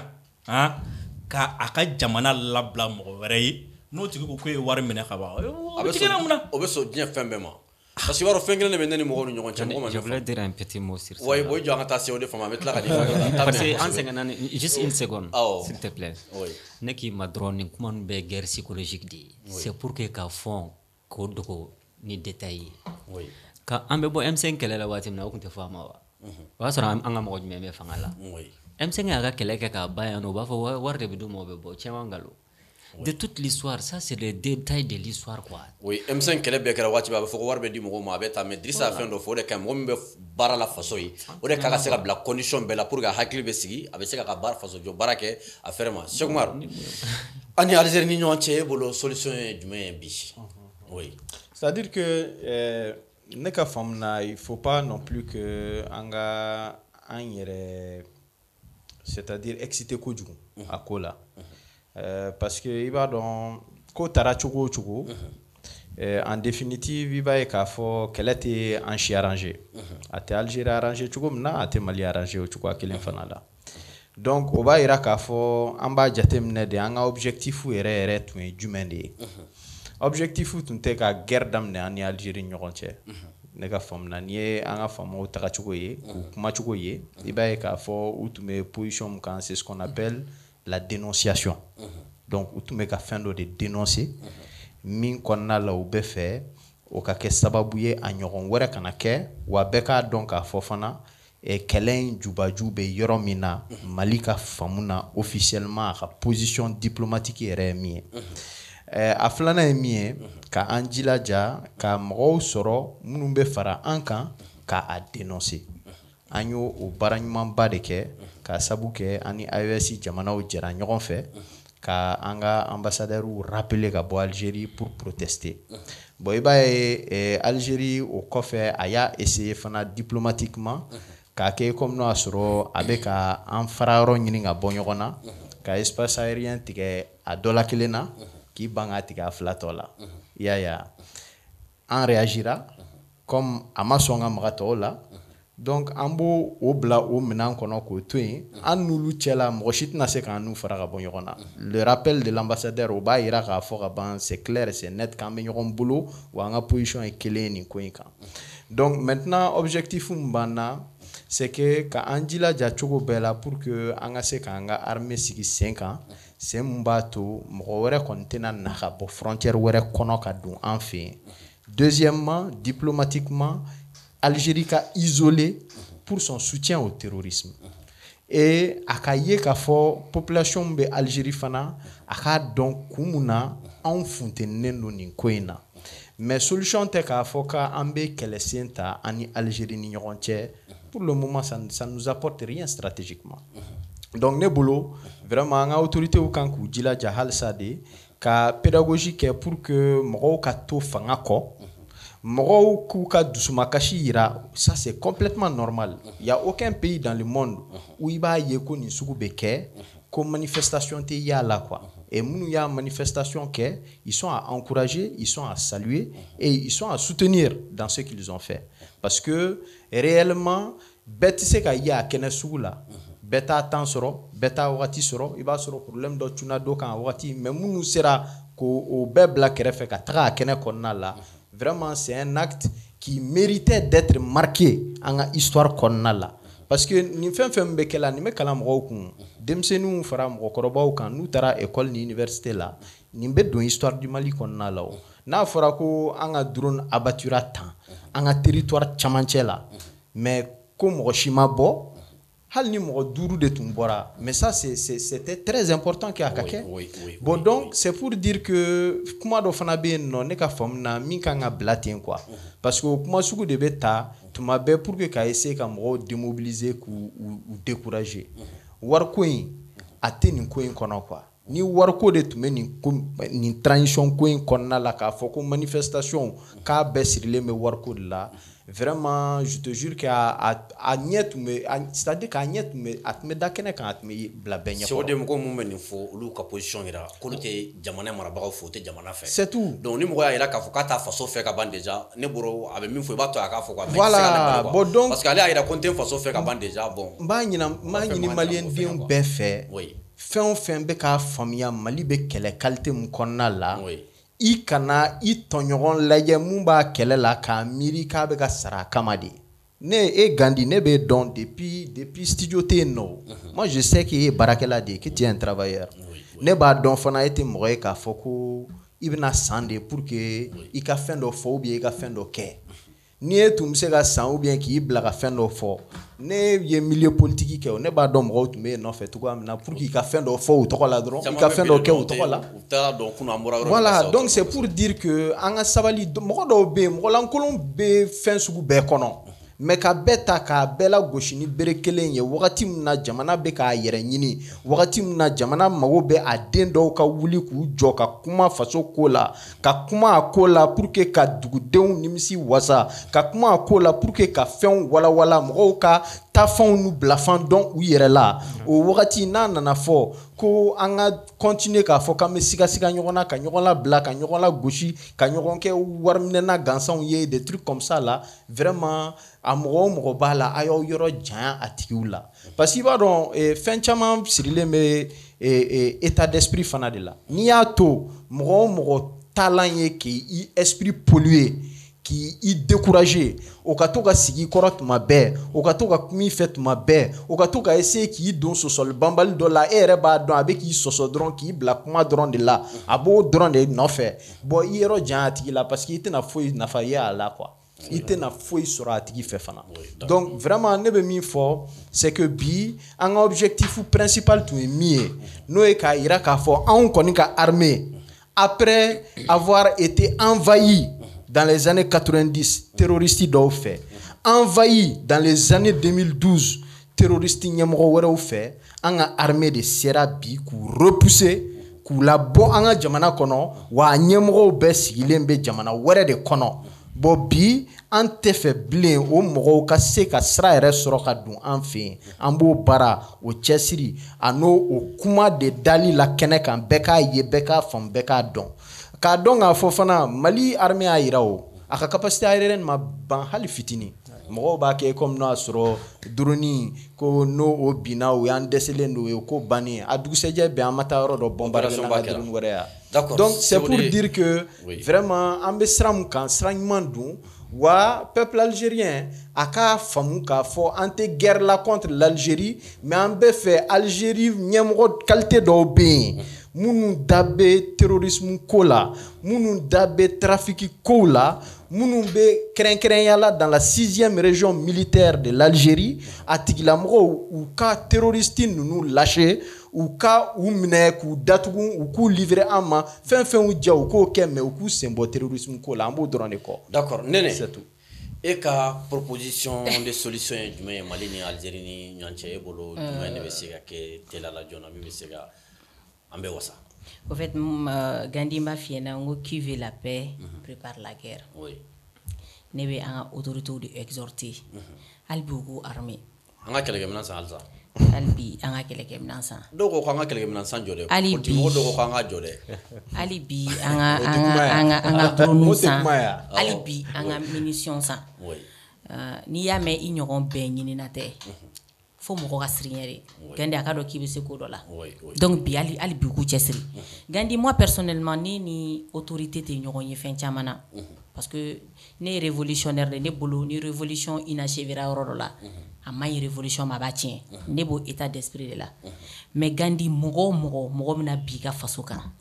hali bi sigilen don kɔnɔsiw kan fɔ la an ka autorité ninnu tɛ deli ka tiɲɛ fɔ est ce que nin ye tiɲɛ ye wa est-ce que nin tɛ galon de ye wa est-ce que u ma baga Algérie ma de wa ne bolo Gandhi i bɛ k'i sugu yira quoi i den n'a kɛra sa i b'a siri cɛ la. ne bolo n'olu bɛ Mali la yan Bamakɔ yan. ayi Gandhi ne te me prend pas hali mɔgɔ dɔw bɛ Bamakɔ yan olu bɛ k'a fɔ. i b'u kun gana k'u bila ka taa fɔlɔ. ayi hali mɔgɔ caman bɛ Bamakɔ yan olu bɛ k'a fɔ. parce que Gandhi jamana sera yɔrɔ dɔ la il faut que patriotisme jamana kanu ka jamana bla fɛn bɛɛ ɲɛ ka jamana bla diɲɛnatigɛ hali ni ka jamana bla ɲɛ il faut que o de ka don maliyɛndenw kunna an bɛ niveau min na o dɔrɔn de bɛ se k'an sauver n'a y'an ja an ka ɲɔgɔn fara-fara kɔnɔna na mais ni fasoko nana an ka wuli k'an jɔ Gandhi il est lié de s'allier mɔgɔ minnu bɔra ka taa ambassade la a ye mun kɛ peut-être a impact ma ye Mali kɔnɔ mais ne ye médias internationaux minnu lajɛ ne b'a dɔn cɔ ka impact yera surtout minnu taara ni Maroc drapeau ye parce que Algérie ni Maroc ye olu ye éternel ennemi de ye depuis Ala k'u dɔn u ma deli ka ja u bagara Maroc ma non on va dire hali n'u bagar'u ma kɛlɛ bɛ kɛlɛ banbali quoi kɛlɛ banbali b'u ni ɲɔgɔn cɛ Sahara occidental kama donc tout ça pour dire que minnu taara ambassade la impact yera la Gandhi manifestation bɛ sira yen n'o y'a sɔrɔ mɔgɔw bɛna taa ka drapeau jeni ka taa ambassade kogo ciw ka taa fɛn kɛ mais ko kɛra i ka jamana ka bin kɛra ka t'i ka mécontentement yira ne yɛrɛ bolo ne ma baasi y'o la e bolo e ka hakilata de ne jamana kan ka dɛmɛ tan tɔ ne bolo ayi jamana man ka dɛmɛ tan ne kan ka ne kɛ ne bolo o ma se an ka taa ɲɔgɔn lagosi fo ka taa ɲɔgɔn traiter ni ko wɛrɛ ne bolo kodɔnbaliya de o ye an ka jamana bila fɛn bɛɛ sanfɛ ka na solution na ne bolo solution immédiat ye mun ye les 3 pays de l'AES bi an ka n'an dogo an ye partenaire ba de ye Russie bolo Diop ni ministère des affaires étrangères saba bɔra Russie sa bɔra u ye coopération ni bɛnkan minnu kɛ o b'a a yira n na k'a fɔ k'an avancera kosɛbɛ coopération na entre les pays de l'AES et la Russie maintenant solution immédiate la an ka Russie bila ka kɛ arbitre ye nin ko in na Russie bɛ se ka Algérie bagabaga pourquoi n bɛ ka nin fɔ parce que antécédent dɔ b'a la Mali dontɔ Kidal an y'a ye président algérien b'u la wagati a taara Russie la mais o m'a bali armée russe ni armée malienne donna Kidal donc ça veut dire que dan bɛ Algérie ni Russie ka diplomatie dan b'a la donc an k'o de exploiter hali bi ne bolo parce que armement ninnu bɔra min u bɔra Russie de wa Russie terroir ye fɛn dɔ fɔ qui est très important et que olu de bɛna arme entretien kɛ au-delà de ça olu de b'a la mise à jour kɛ donc olu bɛ armement ninnu dɔn ka tɛmɛ Algériens kan donc je pense que moyen de pression b'u bolo pour que ka Algérie lana sabali kɔnɔ sinon ce qui est k'a fɔ ko an ka na dimi an ka na affolé an ka na nin kɛ Algérie bɛ da Algérie tɛna da o mais ta bɔra k'a fɔ Algérie dirigelen don ni u ka service d'état de service secret de Tebboune est là juste par la forme a tɛ décision ta côté tɛmɛ a fɛ donc ni ko bɛ tɛmɛ Tebboune fɛ ni drone yeli ni a abatili est-ce que olu ye temps sɔrɔ yɛrɛ ka chef d'état avertissant nu ka abati et puis il parle de 18 secondes oui mais en 18 secondes olu sera ka président averti togo jumɛn o mun y'u ka ɲɛmɔgɔba ye sɔn'u ka drone abati d'une part a b'a yira k'a fɔ ninnu de bilalen don fanga la carte blanche de talen don ka d'u ma armée ma fɛn fɛn y'aw jɛ a y'a kɛ foyi tɛ bɔ a la c'est-à-dire ko t'a kɔ quoi en réalité u ka armée o de yira an na k'a yira an na ko olu de ye ɲɛmɔgɔ ye en réalité le monsieur là est juste c'est juste facultatif a ka présence donc o bɛ ko min na et que an b'a dɔn cɔ ni mode de gouvernance in bi m'a bila sen kan ka armée ka na fanga la Algérie ka Algérie minɛ Tayiru bɔra historique kɔnɔ k'a fɔ ko religieux de kun na olu de gagné en réalité u ye coup d'état k'u la k'u ka fanga minɛ u la fo bi olu de bɛ fanga la ça veut dire qu'ils sont ancrés Algérie mode de gestion ni fɛnw kɔnɔ donc ninnu tagatɔ tɛ sisan Gandhi tagatɔ tɛ wa u bɛ ka terroristes héberger u bɛ ka terroristes entretenir o bantɔ tɛ sisan donc n'o bantɔ tɛ sisan qu'est-ce que nous on peut faire on peut que se préparer à la guerre désolé le mot la guerre là ça sonne mal mais hadamaden i tɛ ɲɛ saya min kɔ i b'o kɛ siɲɛ kelen quoi donc j'exhorte nos dirigeants à s'armer davantage ani k'a lajɛ solution immédiate la ni Russie bɛ se ka kɛ arbitre ye ni conflit na parce qu'en réalité conflit de bɛ yen nɔ filanan an ka Algérie bɛna se k'a fɔ u tɛ fɛ ka Sahara occidental mun mɛn ka AES b'a reconi an bɛ se k'o menaces kɛ et puis l'autre là a dit quelque chose d'important an ka nord armée an ka surveillance accrue an ka nord armée ye mun ye an ka base minnu fɔra basew ka sigi poste de contrôle minnu bɛ yen nɔ olu tɔ ka accrue an ka mainmise sɔrɔ an ka nord la surtout an ka frontière là avec l'Algérie. Il est très important an ka frontière maîtriser pour que don ka bɔ min bɛ ka kɛ yen an ka se k'a maîtriser en réalité terroriste minnu bɛ don n'u donna an ka sol kɔni kan an k'u bunte fo voilà nene ni b'a to an bɛ taa an ka Gani, s'il te plaît, il y a une information qui est tombée à ma main. Les gens parlent beaucoup Algérie. Mais j'ai vu Mauritanie ministre des Affaires étrangères, Nana Abora Assimfi. Et apparemment, on a Mali et Mauritanie, nous avons bien immigration au Kumala. Gani, je suis sûr, médiation au Kumala. Bi. Il n'y a même pas à titre mal Erkelinga. Et je suis sûr, médiation au Kumala. Et je suis sûr, Mauritanie, Algérie, Kumana. Donc, oui, tu as Kenema et Douma ou Dengana Delige. D'accord, Driss, ne kuma ka minɛ la i bɛ se ka démo di an ma Malick Diaw ka kuma Malick Diaw bɔra ka discours min kɛ fo ka taa se la réduction des partis politiques en démo. Bon, premièrement, Malick Diaw ye assise kɔnɔ kuma de caman fɔ, mais au-delà a ye fɛn min fɔ parti politique ma, je pense que a ye rappel dɔ kɛ c'est important ni mɔgɔ min mago bɛ a information na o rappel ça c'est sur le CNT, c'est-à-dire le CNT sigi waati u kun bɛ se ka bila condition min na ani u y'a choisi ka condition min ta, par exemple carburant ko la, carte téléphonique ko la ani prime de restitution ni fɛnw na ka depuis sigi waati u ye nin bɛɛ lajɛlen to yen ko u m'a kɔnɔ mɔgɔ k'a fɔ u ye mais u ye nin bɛɛ lajɛlen to yen juste jamana bɛ tagabolo min na quoi. Maintenant en ce qui concerne parti politique ni fɛnw n ye mɔgɔ caman ka réaction ko oui Malick Diaw nana propos incendiaires, mais c'est que les gens oublient. Malick Diaw fait partie de la transition. Nous a essayé de déstabiliser. Il cherche à déstabiliser Malick Diaw. Autour de donc quoi. Il m'a fait moi. Donc, n'a pas contribution mais que voilà ça comment dire là moi je pense que ça a toujours été comme ça entre le pouvoir et l'opposition.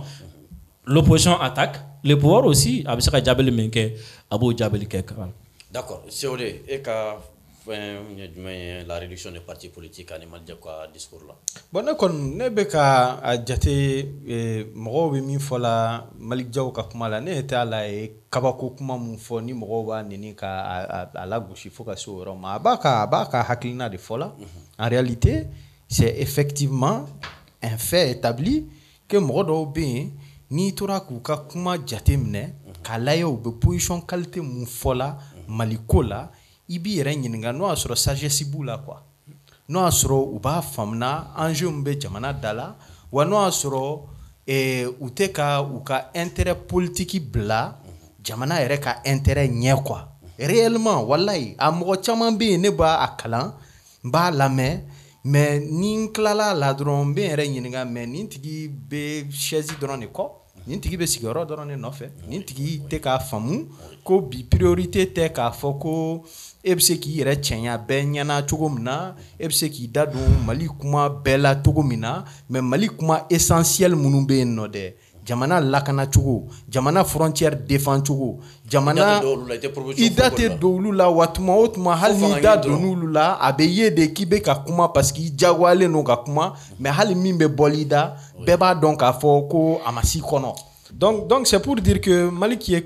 président Malick Diaw ye kuma mun fɔ a ma diɲɛ wuli kuma fɔ a ye fɛn de fɔ n'i ye maliyɛn fanba ta k'a lajɛ i b'a ye k'a fɔ u n'a hakilina bɛɛ ye kelen a ko la parce que en réalité dɔw bɛ ka politique kɛ politicienne de ye quoi, k'a kɛ politique ye min dabɔlen bɛ dɔrɔn n yɛrɛ bɛ se ka n yɛrɛ cɛɲa diɲɛ tɔ ɲɛna cogo min na, n yɛrɛ bɛ se ka n yɛrɛ koja diɲɛ tɔ ye cogo min na ka ɲina Mali yɛrɛ enjeu réel quoi. Donc a ye kuma mun fɔ vraiment je pense que il n'a rien dit de mal et au contraire o b'an lase kuma koloma yɔrɔ min ma o ye parti ko yɛrɛ de ye Mali kɔnɔ quoi. La réduction des partis politiques. Parce que n'i y'a assise nationale de fana mɔgɔw bɛ ka ɲinɛ min kɔ jamana kɔnɔden fanba de y'a ɲini assise la ko ka parti politique ko k'a ci 399 à peu près 400 o de bɛ yen sisan. Bon n'i ko k'i bɛ parti ci sisan n'i ko k'i b'a kɛ cogo dɔ la a bɛ kɛ fɛn est ce que k'a bɛɛ ci fɔlɔ ka parti bɛɛ bɔ i n'a fɔ Niger y'a kɛ cogo min na ka se ka na ni critère an mago bɛ parti 4 de la ou parti 5 de la est ce que o man ɲi. Non ne kɔni bolo en réalité n'i ye parti yɛrɛ fonctionnement lajɛ i b'a ye k'a fɔ parti ninnu bɛɛ bɛ ko u salen don ka ban quoi. N'a bɔra communiqué kelen fila wagati ni wagati hali o yɛrɛ o b'a sɔrɔ a diyagoyalen de don u kan parce que n'u m'a kɛ mɔgɔ tɛna faamuya mun na o tɛ ka kuma sinon sur la plupart des grands sujets nationaux i b'a ye k'a fɔ a ɲɛmɔgɔw yɛrɛ i t'u ye combat la i t'u ye kuma la i t'u ye fɛn na. Donc ça veut dire qu'il y a un problème dans les partis. Ni ne kɔni n'a danna ne ma vraiment parti bɛɛ bɛ tiɲɛ an bɛ segin a bɛɛ kan an bɛ segin a bɛɛ kan o kɔrɔ tɛ ko multipartisme banna Mali kɔnɔ o kɔrɔ tɛ ko parti ko banna Mali kɔnɔ voilà non mais ayi hali n'an bɛ tila ka segin parti 100 la dɛ mais o ka sɔrɔ an seginna a bɛɛ kan à zéro voilà parce que hali mɔgɔ minnu bɛ ka a kuma défend i b'a ye k'a fɔ parti ɲɛmɔgɔbaw tɛ o a si tɛ ka bɔ ka kuma les vrais leaders de tous ces partis là u si tɛ ka kuma minnu bɛ a jeunesse kɔnɔ minnu tɛ hali parti yɛrɛ kɔnɔ mais u politique kuma ka d'u ye ka sɔrɔ u tɛ parti ko kɔnɔna la bon olu tɛ se ka parti réalité dɔn quoi mais en réalité le vrai combat c'est de faire en sorte que renouvellement min bɛ ɲinina classe politique kɔnɔ renouvellement min bɛ ɲinina scène politique kan a renouvellement ɲɛ ka se ka sɔrɔ or tant que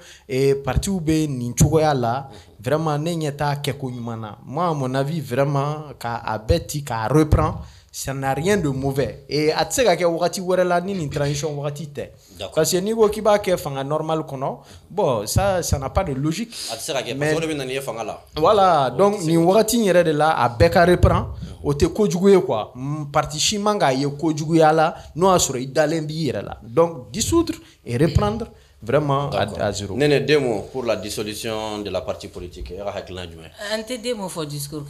Discours, oui. Oui, en fait. Oui. Donc, pour un début, on dit général Malik Diaoufo. Parce qu'on t'a donc, c'est un mot bora ka fo non chama bora uluka réduction de train de vie mais en réalité on sait qu'à détail dit. Mais grâce à lui on a donc depuis d'amener na ou munu boala. Donc en boufou là mɔgɔ bɛ fo yɛrɛ ye ci la mais a ka d'an ye hali bi ni dɔ bɛ se ka bɔ a la olu yɛrɛ dɔrɔn tɛ an kan bɛ ministre ma an kan bɛ présidence ma ni dɔ bɛ se ka bɔ sara la hali bi parce que an ka drone min bɔra ka ci san an t'a prix dɔn mais mɔgɔw ko k'a bɛ taa de 20 à 30 millions de dollars donc o tɛ wari denni ye quoi franc CFA tɛ fo dollar donc jamana bɛ degun na o ye tiɲɛ de jamana bɛ degun na donc jamanadenw muɲunen don u bɛ k'a dɔn hali bi ko degun bɛ sen na ɲɛmɔgɔw fana k'a dɔn hali bi ka dɔ b'u ka sɔrɔ la a b'a kɛ jamana bɛ fiɲɛ sɔrɔ donc o ye ne ka kuma ye a ye kuma tɔ minnu fɔ parti politique ma moi je vais pas rentrer dans ce jeu là je pense que ils sont mieux placés pour répondre à ça mais ne kɔni bɛ bila jamanadenw de place la donc o de tun bɛ n bolo au niveau là pour ce qui est des partis politiques je vais dire Astaghfirullah Gandhi mieux vaut tard que jamais an delila ka élection laban min kɛ Mali la n'o ye 2018 élection ye IBK ka élection sur les 8 millions inscrites 3,4 millions de votera au 3,4 millions représente moins de 20% de la population malienne premier tour là au moins de 20% na ye 41% des votera IBK ye soit 6% de la population donc mɔgɔ min bɛ na Malien 23 millions ka fɔ ko 6% votera mɔgɔ min ye ko bɛna 94 personnes minnu ma voté minnu n'a tɛ hakilina kelen na ko bɛna olu mara est-ce que a bɛ fɔ cogo jumɛn équité bɛ o ko la wa gouvernance min bɛ fɔ yen présidence représentativité min bɛ fɔ yen est-ce que o b'a la wa donc an ɲɛ t'a la en réalité assise de y'a fɔ ko partout ka réduit u ka partout ka financement revoir donc a ka di an ye mieux vaut tard que jamais i b'a fɔ n y'a fɔ cogo min na ni solution min b'a la mûrement réfléchi u ka a kɛ pour que hali n'a ma ci pe dɔ ka bɔ parti la parce que parti cayara kojugu Mali la ni dɔ bɔra la kelen proposition dɔ bɛ ne bolo concernant les partis politiques i b'a dɔn mun bɛ ka parti politique caya Mali la en réalité idée baw de ma dégager en matière politique sisan Tayiruba b'a yɛrɛ ye jamana mara cogo min na o de ye jamana ka k'a yɛrɛ ye jamana fɛnbaw i b'a fɔ sanu bɔyɔrɔw jamana warisɔrɔ sirabaw o ka kɛ jamana ta ye jamana école-sobaw ni institution baw bɛɛ ka kɛ jamana ta ye à 100% olu b'u yɛrɛ ye o la olu ka fara ɲɔgɔn kan ka taa côté kelen fɛ non ne bɛ n yɛrɛ ye mun na o de ye jamana ka dayɛlɛ investisseurs ka na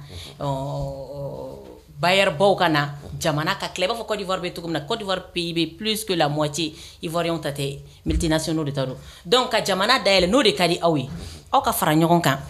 peu à peu ni élection sera primaire ka organiser olu ni ɲɔgɔn cɛ majorité bɛ mun bolo ka kɛ olu ka tête ye ni élection sera ni groupe fila don groupe saba don olu saba dɔrɔn de bɛ taa élection na peu à peu tu vas voir que les partis vont disparaître hali ni u ma ci pewu d'accord parce que au plus a bɛ taga o la n'a bɛ ma ci sisan n'i ko k'i bɛ dɔ bɔ parti bɛ dɔ b'o la ni critère jumɛn de parce que parti 399 ni ye critère dɔw kɛ est ce que a tɛ kɛ sababu ye ka mankan yɛrɛ wuli mais k'a bɛ disu ka tila ka na ni critère kuraw ye i ye min fɔ parti nin ye gauche mɔgɔ ye nin ye droite mɔgɔ ye nin ye centriste ye donc o b'a choisir ka na n'o parti ba saba ye mais n'i ko k'i b'a na ni critère dɔw ye parti 300 ni ko bon k'i bɛ dɔw b'a la est ce que a tɛ kɛ dɔgɔ ye Gandi critère min bɛ ka fɔ o de ye n'o y'a sɔrɔ candidat député b'i bolo ou n'a sɔrɔ élu dɔ b'i parti bolo ou n'a sɔrɔ siège bɛ parti bolo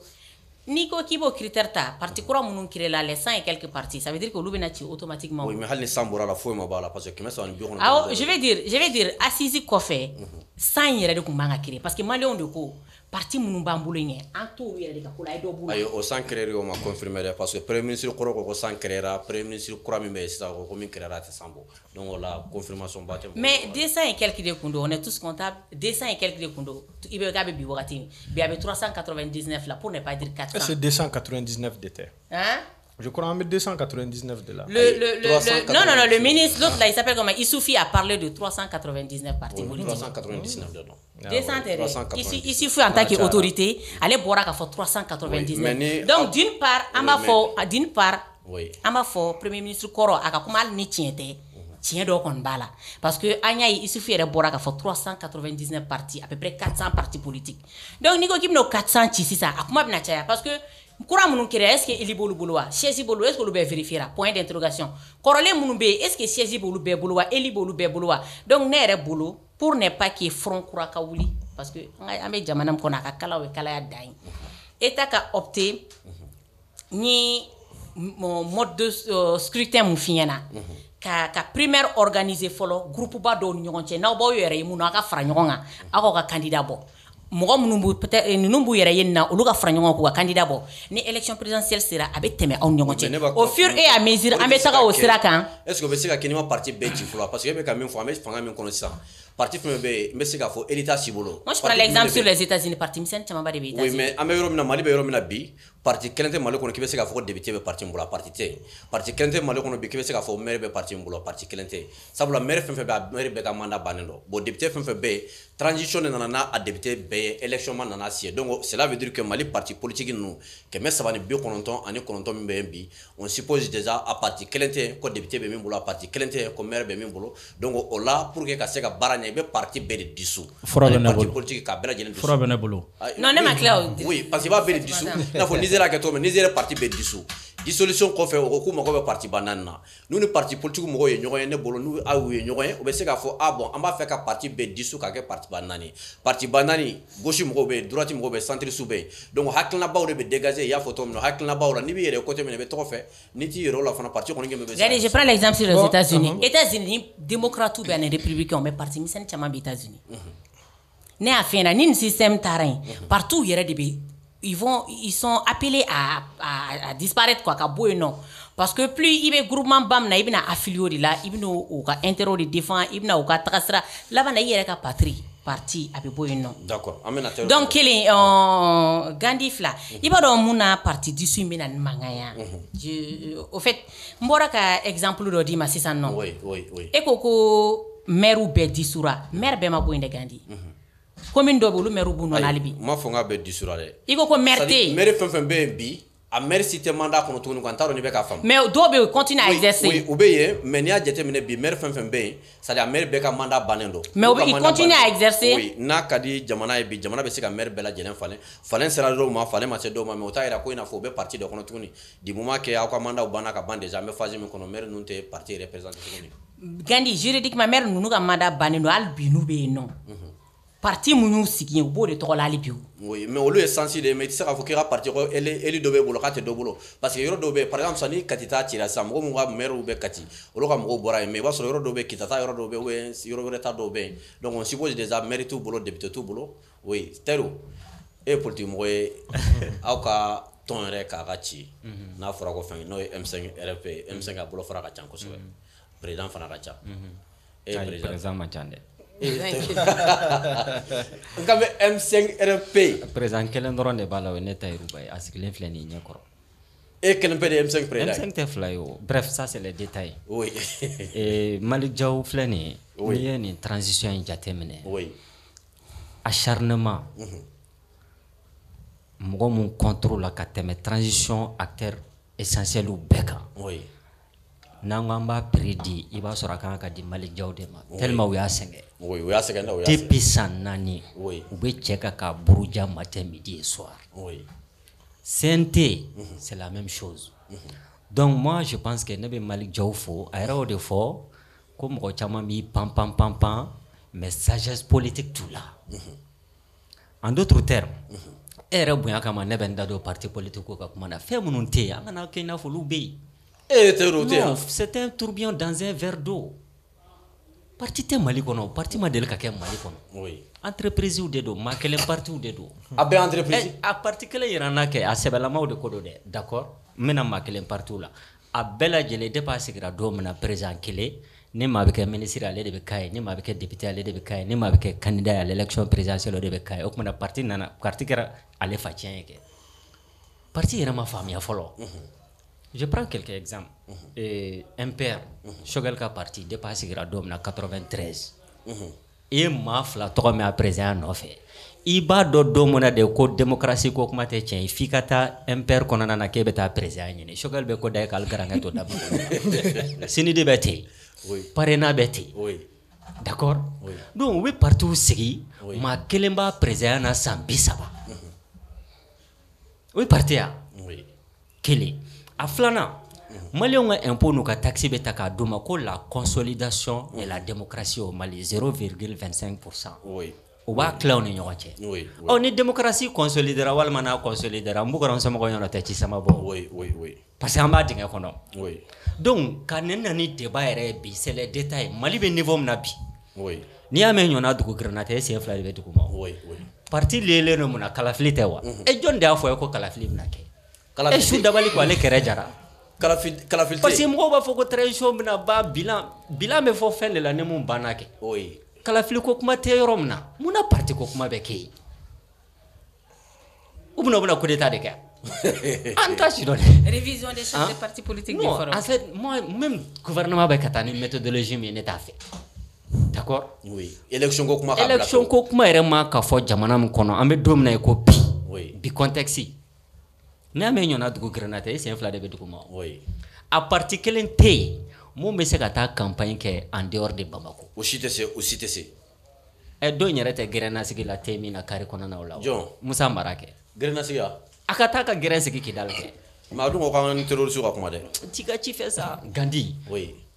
Partiw filɛ nin ye. Oui. Parti tɛ Mali kɔnɔ parti ma deli ka kɛ Mali kɔnɔ entreprise ni GIE familiaux de don a banna u bɛ fanga ta n'a ye dɔ bɛ majorité kɛ le rôle de l'idiot utile du système dɔ b'o jouer ko opposant une opposition contrôlée mɔgɔ minnu bɛ taa président nɔfɛ u bɛɛ ni deuxième tour sera u b'u rallier mɔgɔ min kan ka gagner opposition ni majorité u bɛ ministère tila ka assemblée tila les mêmes personnes minnu bɛ opposition kɛ ɲɔgɔn na sanfɛ u bɛ taa municipalité la Segu ani législative la Segu u bɛ taa liste commune kɛ. Donc, ne ka faamuyali la bi an ka jamukan na kuma laban dɔ bɛ n bolo c'est très important parce que i ka studio in y'an sɛgɛn trop comme i ye mobili sɔrɔ donc après n bɛ appel lancer dɔ ka groupe belebele baden dɔ san ka di ma sinon ko mobili in sumaya tugun non ça c'est le détail Tunisie de bɛ ne ma quoi i y'a faamuya donc ne bɛ welewele da kɛ u ka groupe belebele baden dɔ ɲini ka n'a di Gandi ma ko fara a ka 4-4 kan sinon tiɲɛ yɛrɛ la moi j'en peux plus maintenant bref parti politique ka débat man ka poser Mali kɔnɔ bi vu le contexte ni transition banna san mun na u k'u di su siɲɛ kelen an bɛɛ k'an yɛrɛ sɔrɔ u k'u ci siɲɛ kelen bɛɛ k'i yɛrɛ sɔrɔ scénario à la nigérienne ka temps ta o la ka jamana stabiliser après ni mun bɛ kɛ o bɛ kɛ quoi bon kuma laban bɛ ne bolo weleweleda don samedi don n'Ala sɔnna ma Maliens bɛɛ lajɛlen welelen don an ka bɔ Eko Kɔnɔkulu an ka ɲɔgɔn sɔrɔ CICB la 15h ni Salfana salle la an bɛna taa an ka ŋaniya yira ta ka armée malienne soutenir ka transition soutenir face à l'agression barbare de l'Algérie. D'accord. Dirisa ka kuma kuncɛ kuma. Gani ne ka kuncɛ kuma ye min ye ko de 2013 ka na 2018 la ko 14 milliards o dira parti dɔw ma. Je pense que c'est l'occasion comme a cili ko kuma ni dɔbɔli ko kuma bɛ ka fɔ an bɛ vérificateur wele a ka intéressé a parti ninnu na comme jama ka wari de don foroba wari de don maliyɛnw de ta don donc maliyɛnw ka wari bɛ don yɔrɔ o yɔrɔ ani sɛgɛsɛgɛli ka kan ko vérificateur ka taa sɛgɛsɛgɛ k'a lajɛ n'a sɔrɔ ni wari ninnu donna u donyɔrɔ la je pense que c'est une occasion ka caman bɔ partout la ka dɔw ci c'est même une occasion dɔw ka Mali bila. D'accord, merci. COD ka kuma kuncɛ kuma. Non, idée mun fɔ ne yɛrɛ y'a fɔ interview dɔ senfɛ je crois que hali parti minnu b'a fɔ la ko olu ni financement public aide publique ka kan a ka di u ka a to audit ka kɛ a wari kan a ta fan a bila fan a duncogo a doncogo n'a bɔcogo pour que a ka dɔn n'o y'a sɔrɔ effectivement nafa b'a dili la mais o tɛmɛnen kɔ ka bɔ yen n bɛ min ɲini maliyɛndenw fɛ c'est que an ka dɔn k'a fɔ bibi in na an ka faso a jɔlen don a sen fila kan a jɔlen don a sen fila kan wa kelen bɛ k'i bila anw ni juguw ni ɲɔgɔn cɛ cogo min na a ka kan an maliyɛnden bɛɛ lajɛlen ka an hakili to u dɛmɛcogo ɲuman na dɛmɛcogo ɲuman tɛ dɔwɛrɛ ye dɛ vraiment an ka t'u kɔ an k'u soutenir an ka armée dɛmɛ. n ka kuncɛ kuma n bɛ an lamɛnbagaw n'a lajɛbaga bɛɛ lajɛlen fo i b'a fɔ u y'a fɔ cogo min na ni jamana attaquera jamanadenw bɛɛ de attaquera donc an faralen ka to ɲɔgɔn kan hali bi an k'an ka jamana soutenir yɔrɔ wɛrɛ t'an bolo Mali kɔ n'an taara hali diɲɛ dan na a bɛ fɔ an ɲɛna de ko karisa ye maliyɛn de nationalité wɛrɛ t'an bolo kɔ donc an kana kulonkɛ an ka Mali la an ka autorités dɛmɛ bingani wale ni jatigɛ wale ni juguya wale min talen don ka Mali sɛgɛrɛ an ka autorités soutenir k'u dɛmɛ a sira kan Gandi k'i fo k'an ko co-débatteur fo k'an ka assistance fo ka an lajɛbaga n'an lamɛnbaga bɛɛ lajɛlen fo k'a f'u ɲɛna an kana fama ni ɲɔgɔn plateau ma. Maliyɛnw an ka foli bɛ aw bɛɛ lajɛlen ka kan ni bi jeudi 2 avril 2025 an ka maa welelen o tun ye Dirisa Mementa analyste min ye ka taa se Tayiruba président du comité stratégique M5 RFP min ye an ka maa sabanan o ye Sekumar Jalo min ye Nouvelle Horizon faso jɔsira ale ye o ɲɛmaa ye fo ka taa se madame Kantawo Nene Jara ale présidente du mouvement Arafat international o ye min sɔrɔ ka di aw ma bi o de nin ye Ala ka an bɛɛ sigi ɲɔgɔn na wɛrɛ ma.